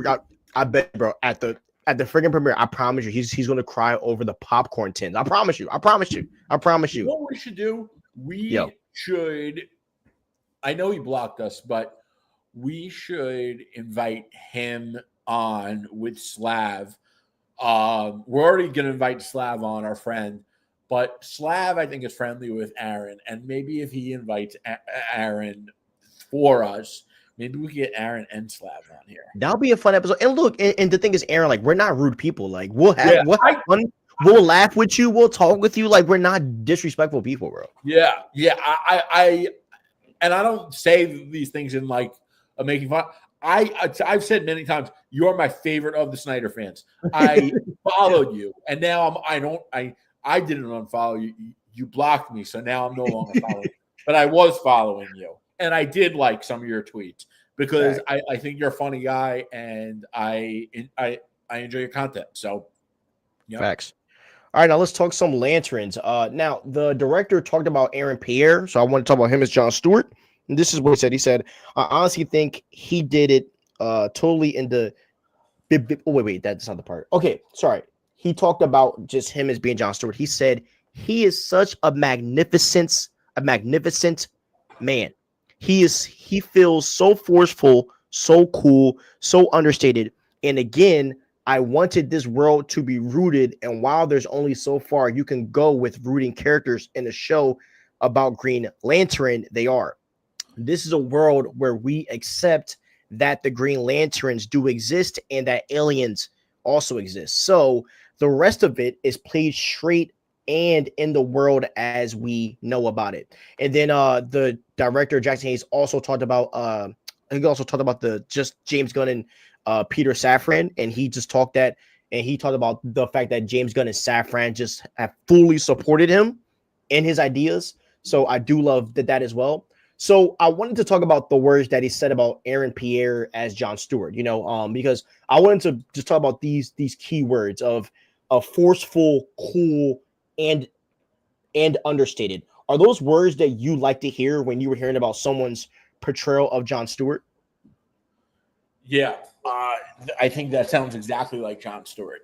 John Stewart is someone who is well composed, and he is not like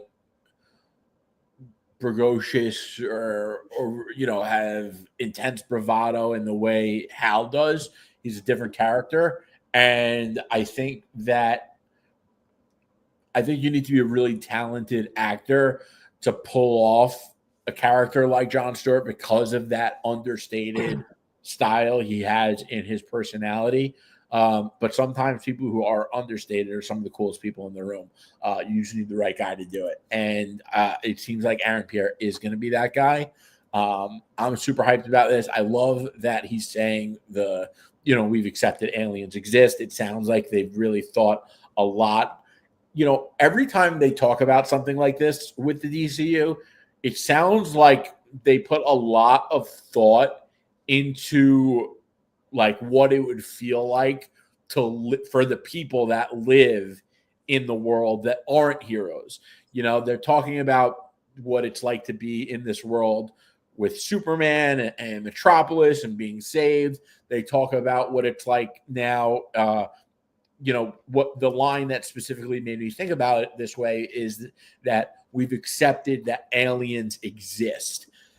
That doesn't sound to me like they are thinking about John and Hal. It sounds to me like they're thinking about the citizens of Earth, because John and Hal aren't the ones that are going to be terrified of aliens existing. Yeah. Those are the citizens. And it seems like this world is going to feel very real and lived in, and I could appreciate that. And that seems to be something that James Gunn is going to innovate on, because they never really did that with Marvel. I mean, when they had Civil War, we had that one scene when Tony was walking out of the college when he, was like, all your projects are funded. Yeah. And the mother was like, my son died. That was really it. And that movie they could have done a lot with, and maybe they never wanted to, whatever. But this seems like something that's going to feel new and fresh, because no comic book movie really went there in a big way. Yeah. And the other thing that Jackson, I was about to say Jackson Hayes, sorry, he's a basketball player. Jason Halls. James Halls. James Halls also talked about the fact that, that it is going to be a little more. He said that Hal's going to have a lot of wit. That Hal's going to be kind of very witty, and John's going to be a little more on the serious side. So I am also excited to see how that dynamic works as well. And he was kind of saying how, like, with their interactions, it's going to make you feel like, what are they talking about? As in, like, they have a lot of inside jokes and situations that have happened that they're going to joke about. Like, I'm excited to see the chemistry between Kyle and Aaron as well. So, and also see Hal step in as the mentor, to mentee type of thing. Yeah. I'm really excited about that, bro. That's just going to be awesome. Me too. I cannot wait, bro. This show is going to be incredible. And people are going to freak out over Hal and John. They just don't know it yet.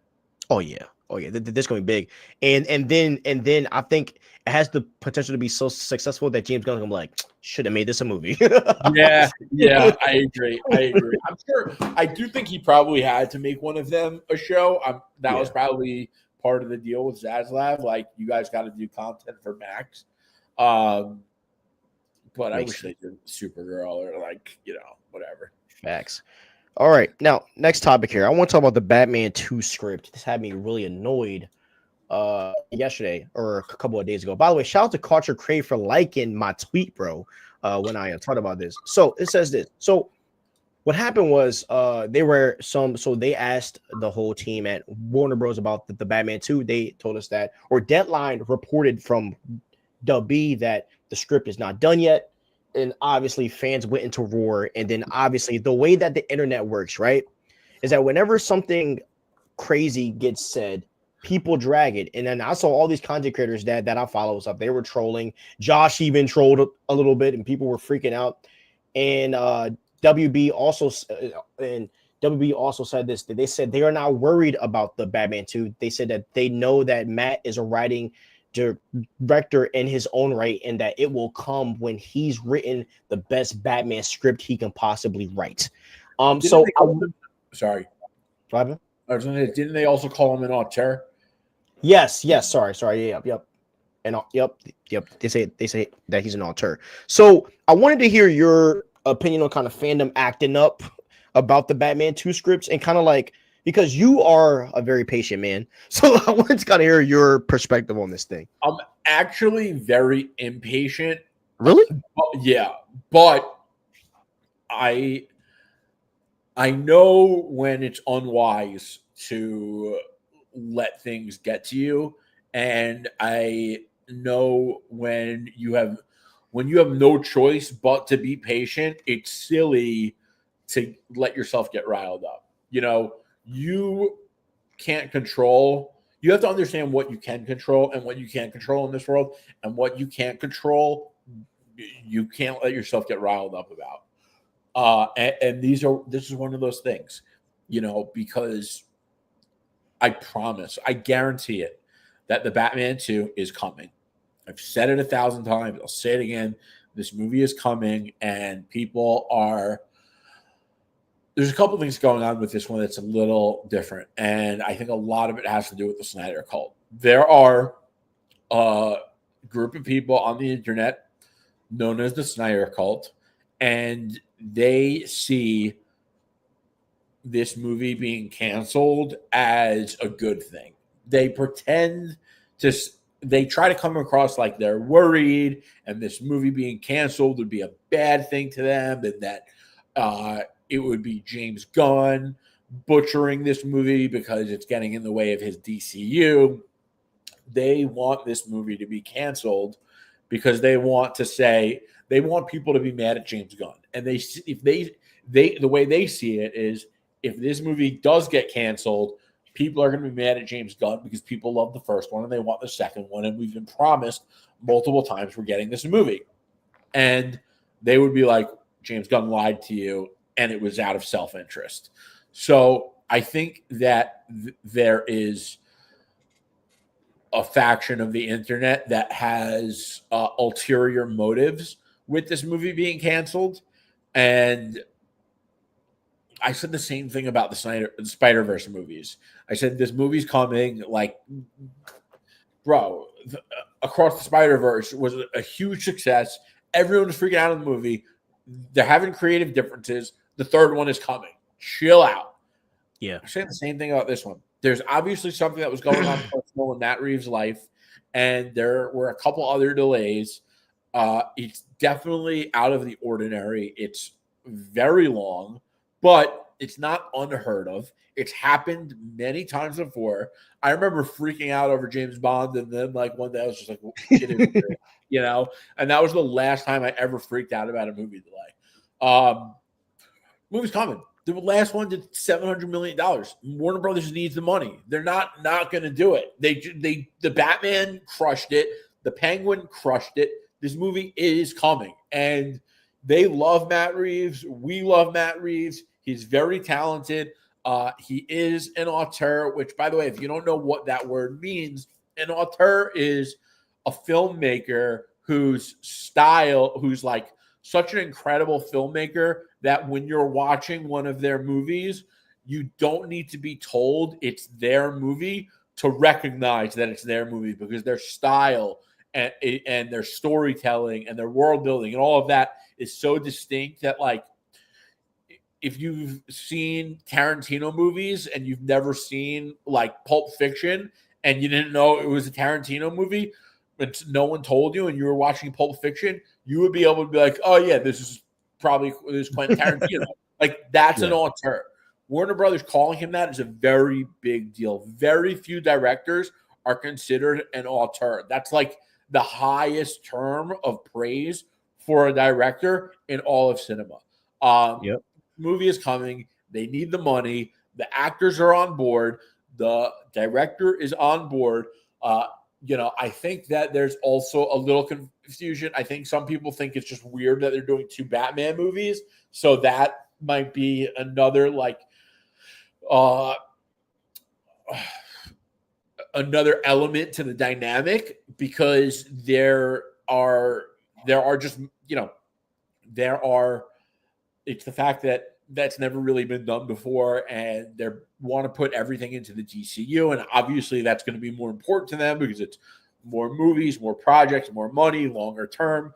But they still need this movie that's the sequel to a $7 million movie. So it's coming. I also think, aside from that, I think that the 2 Batman thing could be a good thing.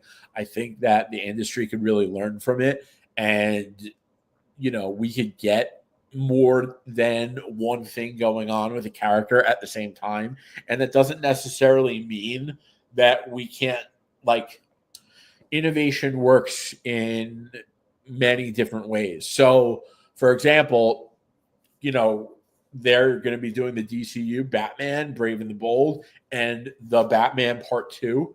But that also doesn't mean that, they can't do a James Bond movie and then do a Felix Leiter movie or something like that of the sort, or, one movie where it is the hero like Batman, and then the other universe you could have a Nightwing movie. My point is that I think that if they do 2 Batman movies in 2 different universes around the same time, I think that it's going to rip off a really big Band-Aid for the industry, and I think it could benefit everyone in ways that we don't really understand yet. So I think this is a really good thing, and Warner Brothers is in a unique position to be the only ones that are ever going to do something like this, because they were doing the Batman and then they decided to do the DCU, and they still want to honor everyone involved in the Batman and the fans and obviously make their money. But Marvel was not going to tell Sony, hey, you know what? We're going to use Tom Holland for Spider-Man 4. They'll sign up Andrew Garfield and do Chasm 3. And that was not happening. But guess what? If the Batman and the Brave and the Bold work out really well and Marvel really needs something from Sony, now we might have a little bit of a different conversation. And I'm not necessarily saying they're going to do 2 Spider-Man movies. I'm just saying this has the potential to change the paradigm. By the way, I feel like a total D-bag now that I was so anti to Batman's. So here's what happened. I know, another L. I will take it. What is it? Because you just did I just break it down in a way that like made you think about it differently? Well, I came to this revelation about like 2 months ago, but I wasn't going to say anything until you brought it up. So here's what happened. So I watched Hobbs and Shaw like 2 months ago, right? And I watched Hobbs and Shaw like 2 months ago. And then I went down this YouTube spiral, bro, of like just The Rock and Vin Diesel beef, Hobbs and Shaw. And what I didn't know was that Tyrese crashed out on The Rock over Hobbs and Shaw, because Hobbs and Shaw is what pushed Fast 10 back, or whatever, Fast 9 or whatever, back another year. And I said, dang, I'm really Tyrese in this moment. Like, I'm crashing out for no reason. And so, and then when I watched Hobbs and Shaw, right, Like Hobbs and Shaw looks a lot different than all the other Fast and Furious movies that we've seen. Like the way like the cars are way more luxury. The way like it is more fighting. It is a more fight skilled base. You know, The like color we grading. yes, it's different. It's like more of a grayish type of color. It looks like it's raining when you're in the actual, city. And then we get this Idris Elba character where he darn near has superpowers. Dude says I'm Black Superman, and I believe him for a moment. You know what I mean?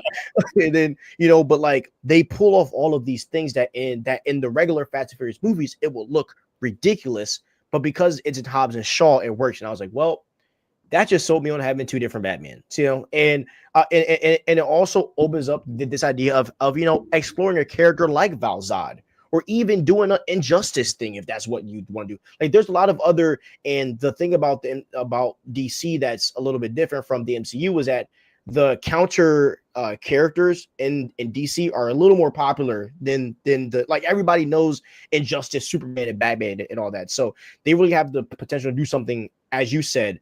Like imagine getting double income. You know what I mean? You have your regular Superman, then you got Injustice Superman. Then you might got a Val Zod. You know what I mean? You're kind of checking a lot of boxes for fans that want to see new stuff. Also, with the Absolute universe, like forgot about that. If they do the two Batmans things now and it works, then they might actually think about doing an Absolute universe as an Elseworlds thing and just doing a couple movies or something here and there. Whereas if they're just doing these, they're not going to be talking about the Absolute for a long time. And, that would be really cool. So listen, I'm all for things that might open the door to further innovation. I think it's important. And so scratch that. I don't think it's important. I know it's important. And whenever I talk innovation, I really try to break it down in ways that it will resonate with everyone, all of you, because it's so important. And if I could bring more people on board to recognize and understand how important innovation is to our sacred genre, I think it will be better for everyone. Imagine live action Absolute Batman. That would be action, or the Absolute Superman, that suit in live action. Oh man, that would be crazy. That would be crazy, bro. The Absolute Superman suit looks like it could have been inspired by the Henry Cavill suit. Yeah, it does. It does.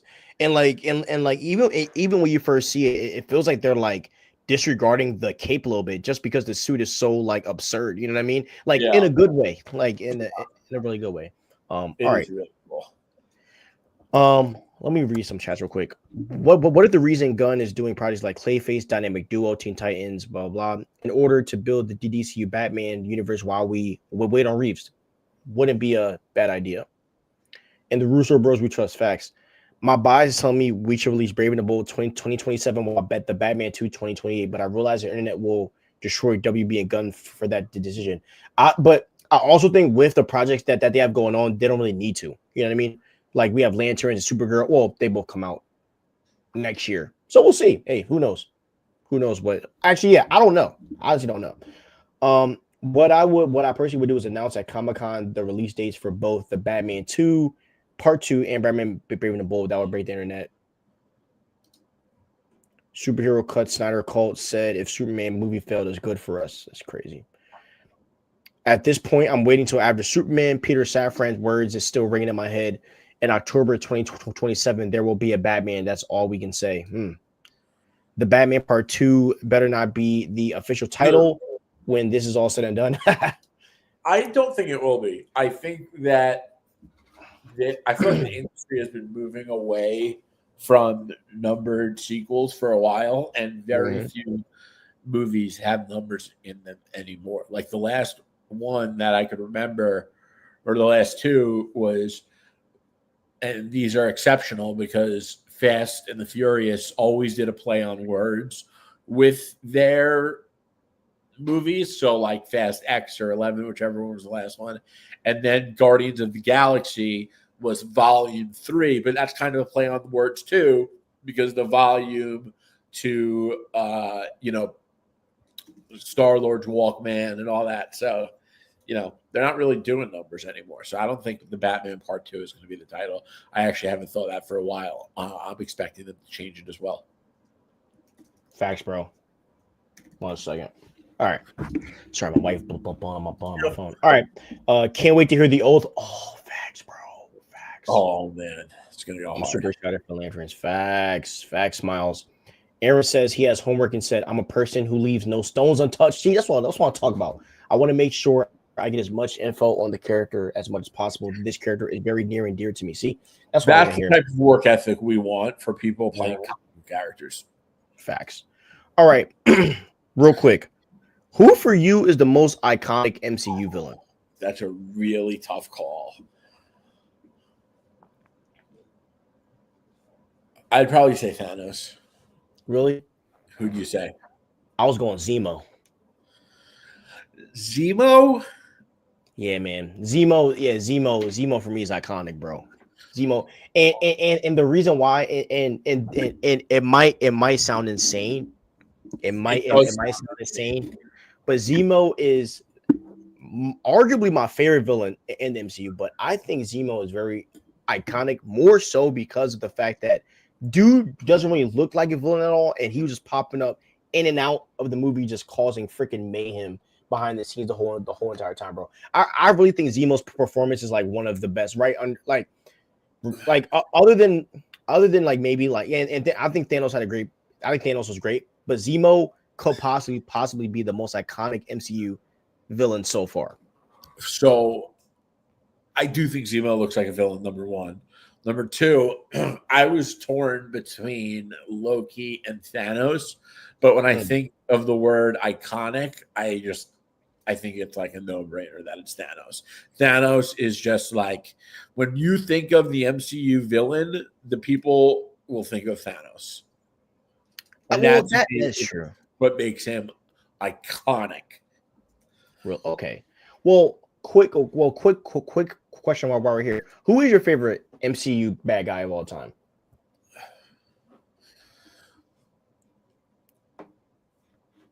So far. Dr. Doom does not count, by the way. Yeah.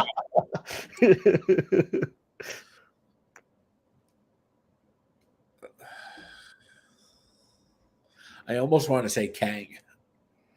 Oh, dude. Why Kang? I'm so let down. I just loved Kang. Like, oh man. I know that hurt you, bro. Yeah, man. Hurt you. I don't even want to watch Ant-Man 3 anymore because I feel like it's just irrelevant. It is, yeah. I love like the strategy behind the multiversal war and time and running away from the Council of Kangs. Like, that shit is so cool. And the TVA, man. Bro, that end credit scene was insane too. And man, when they're all screaming in the freaking that joke was wild. A lot of people say they think that like Kang didn't land, but I would argue the MCU had a lot more hype when Kang was in it than when he wasn't in it. When it was building up to Kang after Loki season 1, the hype people had for the MCU was insane. I agree. And people, and honestly, no one said that Major's performance was bad. They were just mad at his power level, not the performance. So yeah. Who's your favorite villain of all time?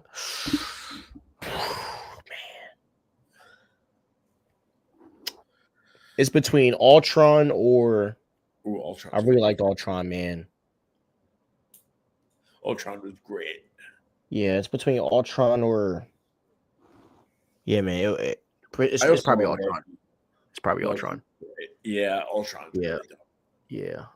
And the funny thing is, I really like. I'm not saying he's my favorite, but the villain in Thor: Dark World, he was fired too. Thor's mom, I thought he was really good. Malekith, I thought he was dope. Hela also was low key underrated too, but I just like because she was just so ruthless. I thought that was fun, and also Mads character very underrated. I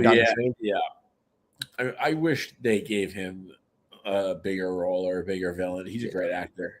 Yeah. Yeah, I remember, dude. I remember when people wanted him as a um Galactus. I remember that a long time ago. Oh yeah, I could see him doing that. Yeah, I saw a lot of people they wanted him to be Galactus. We had some really good castings, man, back in the prime of the MCU. We really did. Yeah, agreed. Let's see. Problems with three problems with the multiverse that my friend told me, and I agree. One, characters can die and the multiverse brings them back. Two, cash grab. Three, everything gets convoluted. I agree.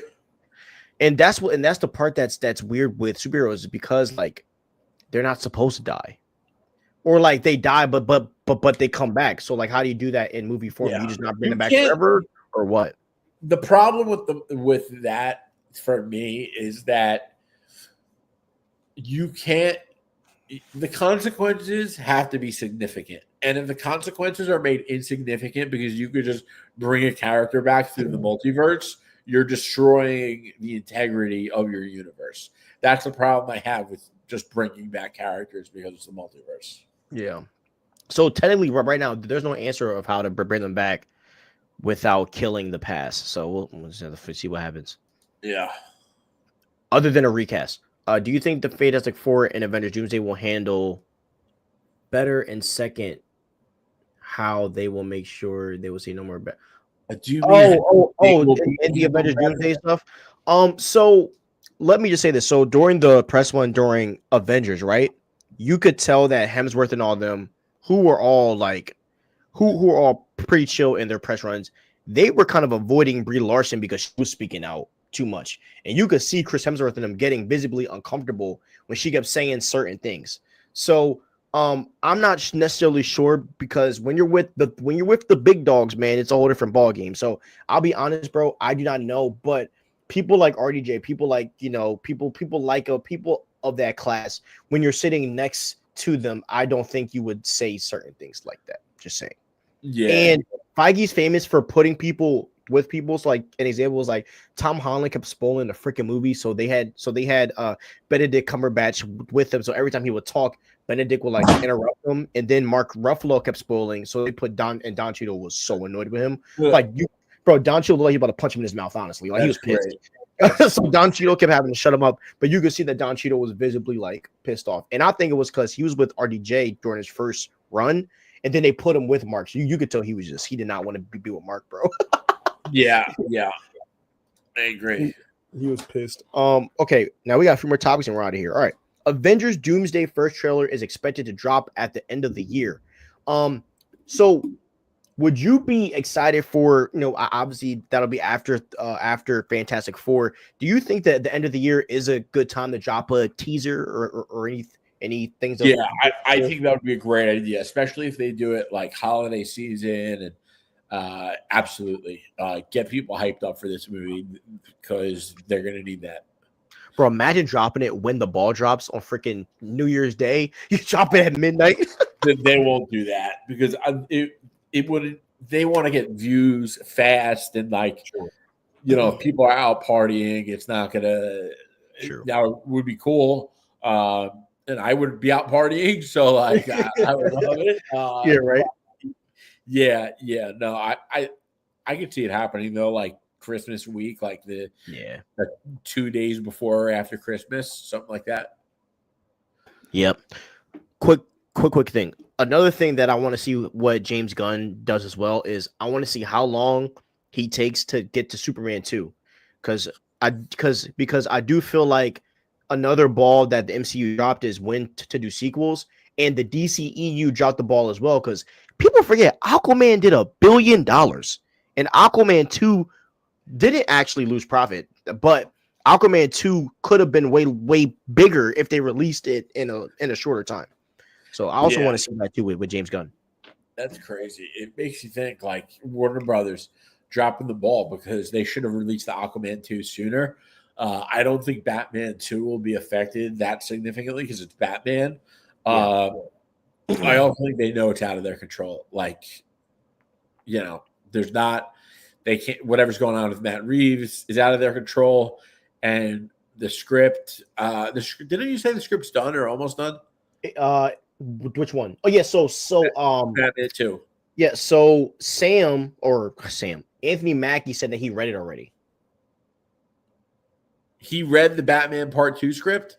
Oh, I thought you were talking about Doomsday. I'm sorry. Oh. I'm sorry. No, so Robert Pattinson. Sorry, my bad. I'm just everywhere. I was like, how the hell did he get Sorry, sorry. So, my bad, bro. So Pattinson said that he knows what they're doing, but he hasn't read the script yet. Okay. So yeah, he said like Matt Reeves told him who are the main characters, what the grand idea is, but he hasn't seen the script. Okay. Yeah. Yeah. Hopefully it's done soon. Facts. Now we got chat. Let's see what they say. I don't know if you saw this comment, but I'm curious. Which female hero in Marvel could be the equivalent to Wonder Woman? Like a female hero popular with Green Arrow can have multiple solo movies. And when you said GA, did you mean Green Arrow or no? Because that's just what came to my mind. General audiences. Oh, I'm such an idiot. General audiences. My bad. My inferior moment. Sorry, guys. I don't know. A female hero Marvel that could be equivalent to Wonder Woman. They had their chance with Captain Marvel, bro.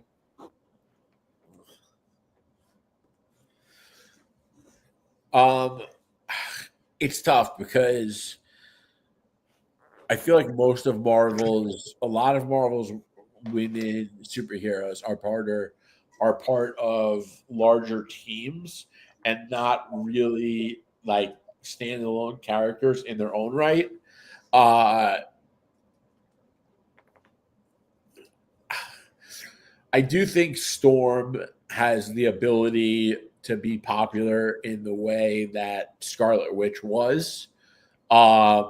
They have Black Widow, but they don't really have someone that's up to par with Wonder Woman in that way. Like, yeah, sometimes there just isn't a 1-to-1. It's not like Coke and Pepsi, you know? Yeah. The way that Marvel does their female characters is they always pair them up with another male. So it's kind of hard to see.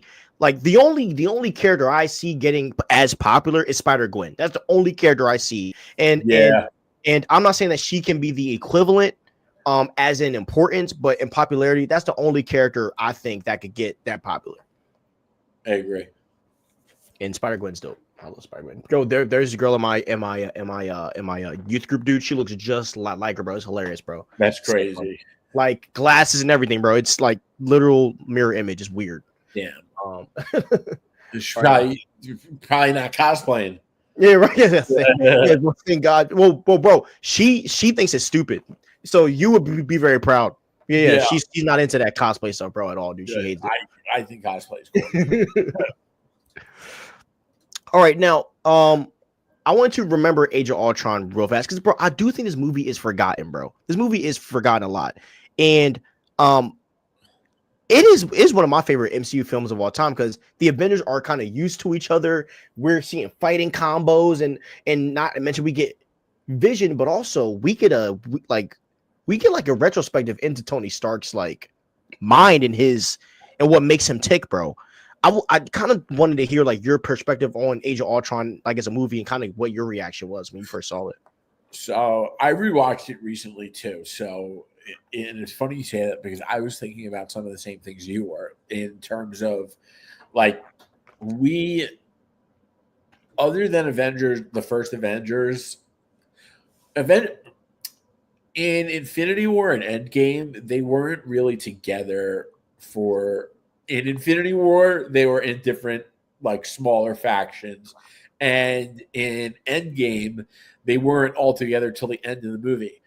But in Age of Ultron, they were all together pretty much for the whole movie, which was really cool. And it's the only movie you really have like that because, like you said, Avengers 1 was like really like there was a lot of setup and introductions, and Avengers Age of Ultron, it started off literally with a bang. It was incredible. The action is amazing.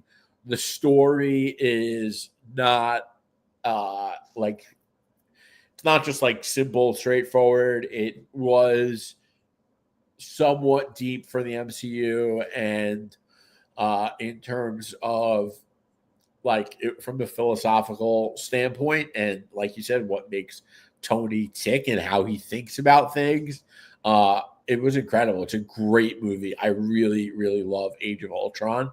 And I love that I feel like people are starting to look back on that movie and praise it a lot more than they did when it first came out. And I think there's going to be a couple other movies that are like that in the next couple of years. But it's good to see that it's happening to Age of Ultron because this movie is great. Yeah. And like I remember when this Captain America quote was kind of trending during the COVID time when the vaccines were popping in. The quote that started was, anytime you try to end a war before it starts, innocent people die. And that's my favorite Captain America quote of all time, because that was when he was talking to Tony, because Tony, I mean, we all know Tony tried to every time to freaking beat the war. And it's like, and then it's like you get to see the torture of, like, you kind of get to see like the other side of, like, like these are some great heroes, but like it sometimes takes these egotistical thoughts in people to try to make change, right? And then when he messes up, he does it the right way with Vision. I mean, it's a wild, and it also shows how smart that Tony Stark is as well. Like I feel like it champions his knowledge, and also not to mention the whole stuff with Sokovia, the best setup for Civil War. Yeah, because when you're ending Age of Ultron, you're like, oh, the day is saved. They saved all of the casualties, and then in Civil War, Tony Stark gets freaking bombarded by the lady. You're like, whoa.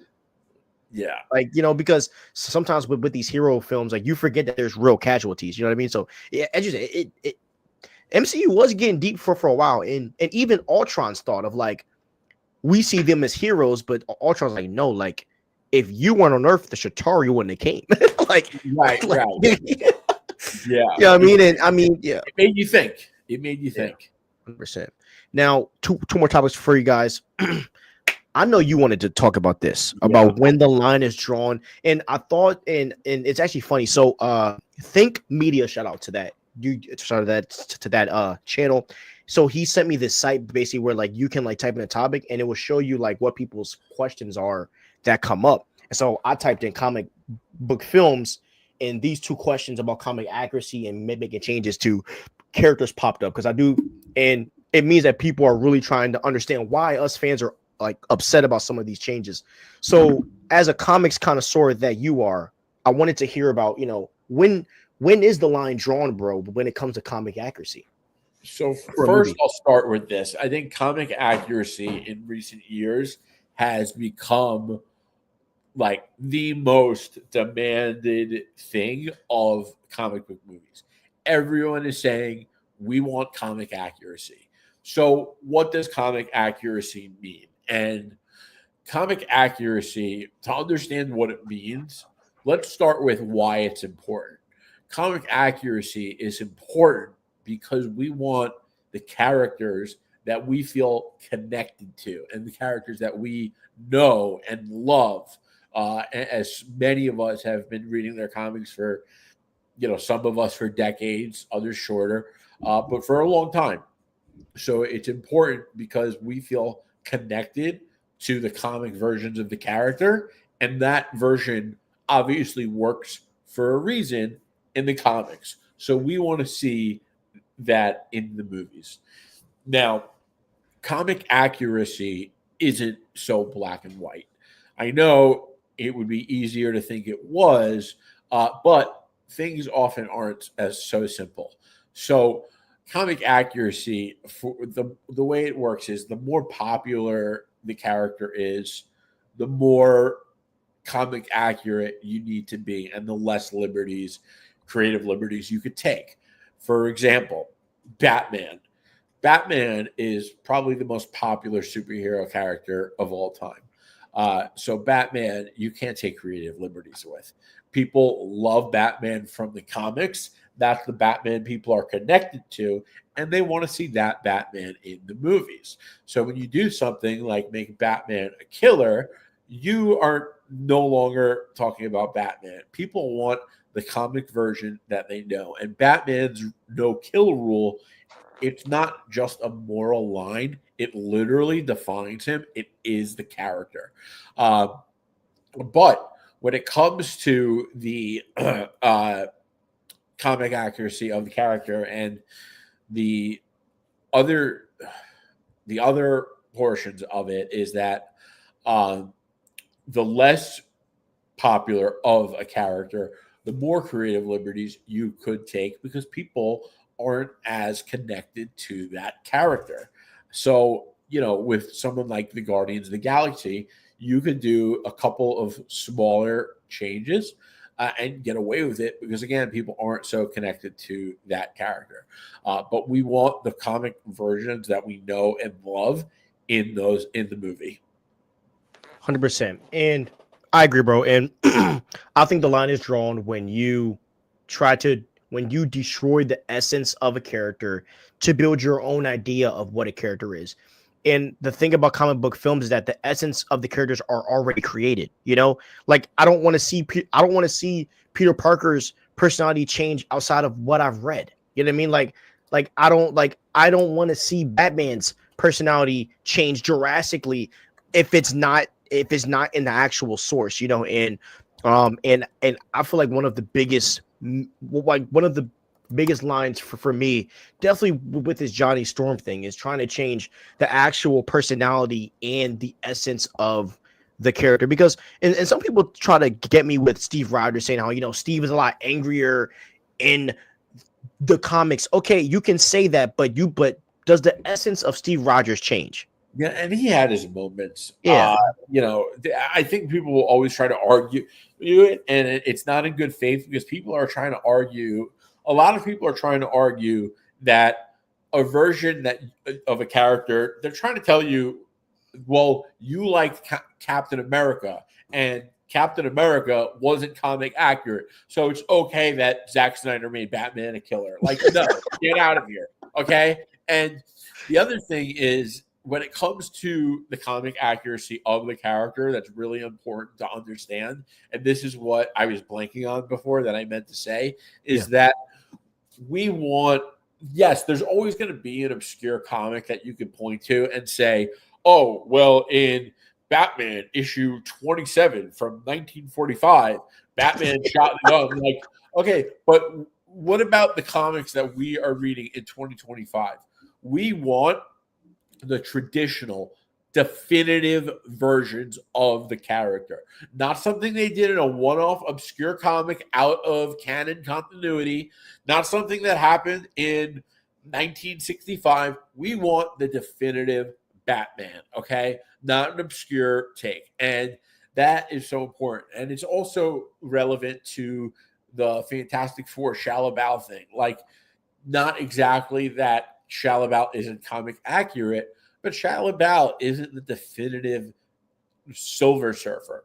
Fans want the definitive versions of characters that they feel connected to. And people want to Norrin Rad as the Silver Surfer because he is the definitive Silver Surfer that fans feel connected to. It's very, like I said, it's not black and white, but it's also not rocket science either. When you really think about it, I mean, fans just want the definitive versions of the character they know, not an obscure version. And it's like, maybe I should write down the rules and post it, and hopefully you'll share it. But again, not black and white, but still not rocket science. 100%. 100%. And this is where I feel like dudes like comic explaining stuff, where like his job before this was a teacher. I think it would be perfect for some of this stuff, bro. Yeah, so, like, he can actually put this. So he was actually a teacher. He said he loved it, but he just made more on YouTube. He had to go make more money. But like, you could get somebody like that who's an actual teacher that knows how to teach people, and like I feel like there's in the same way James Gunn. I'm not trying to gas, but the same way James Gunn brought in Tom King to help with Supergirl, to give the directors and the workers a definitive view of Supergirl. That's what needs to happen in Marvel, man. And we're not getting enough of it, because something I heard about, which I didn't even know. So when I was listening to the Road to Infinity War with Sean Gerber, so he's like an insider Like he doesn't really report. So he's not really into leaks and stuff, but like I'm pretty sure he works in film, so he gets into all the film stuff. But the one thing he said is, I didn't know that Brubaker worked on Avengers 1, and he ended up having a conversation with Brubaker about Avengers 1 at one of the screenings. No and way. Brubaker is the one that praised Avengers 1 to him. You know what I mean? That's and so like, but those are the guys that you want to have that's praising these movies. You know what I mean? So, you know, That's trying to tell Ed Brubaker that Captain America wasn't comic acting. Fuck out of here. yeah, he might smack you for real. Yeah. So, all right. And last topic of the night, man. Why is it that directors make these big changes to superhero movies? And I did make it superhero films, but this question stemmed from the Chronicles of Narnia mess that's going on with Aslan potentially being a girl. But I thought that this will also be a good thing for superhero films as well, because directors do make and spearhead these big changes. Why is that, do you think? Well, give me an example of the kind of change you're talking about. So an example of a director making a big super change would be maybe Zach going with, you know, Superman killing Zod and him being labeled as, and him being a murderer, or even the idea of not having really a fortress, but it's a ship instead. And, you know, Batman and his kill machine. And then if we go to the MCU side, you know, kind of how Captain Marvel kind of ditched Marvel, but they went with Captain, you know, Marvel. And I'm not saying it's wrong, but just a change. And if we're even talking about like our main MCU characters, when Black Widow was first brought in, we didn't get an origin. You know, she kind of just got in through Iron Man 2, and then we got, you know, and we got shot right into the Avengers films. Then we see her in, you know, Captain America and all of that stuff. You know, so like, why do like directors make changes that are very big to characters that affect them? You know, I think that the changes that Zack Snyder made might have had something to do with ego. Like he was like, my vision is cool and it's different, and you're gonna like it because I know it's cool. That's kind of what that spoke to me. Just my perspective. You know, and you know, with Fantastic Four, I think that it's a little different. I think it's political. I think people are like, my politics are important to me, and these are like my cultural politics, and they want to put that into the movie, and you know, put it on all the viewers. You know, but again, it goes back to, do you want to make a good movie that the fans are going to love, or is it more important for you to make changes because that's what you want to do?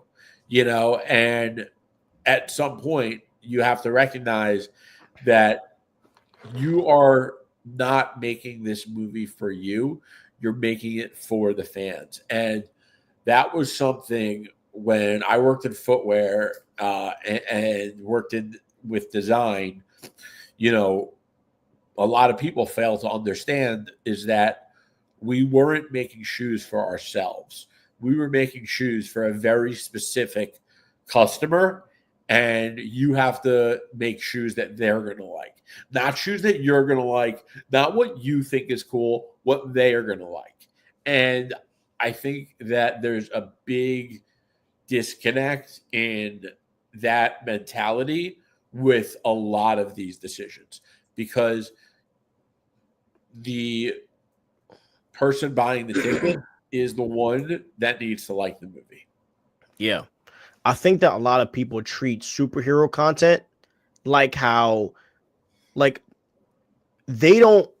I also think it's the way directors view some of this stuff, because like when I hear, like, you know, the Russos or James Gunn or whoever talk about their films, they talk about it as like, you know, I'm honoring these writers, you know, like I am taking what they've created and I'm putting it into movie form. You know what I mean?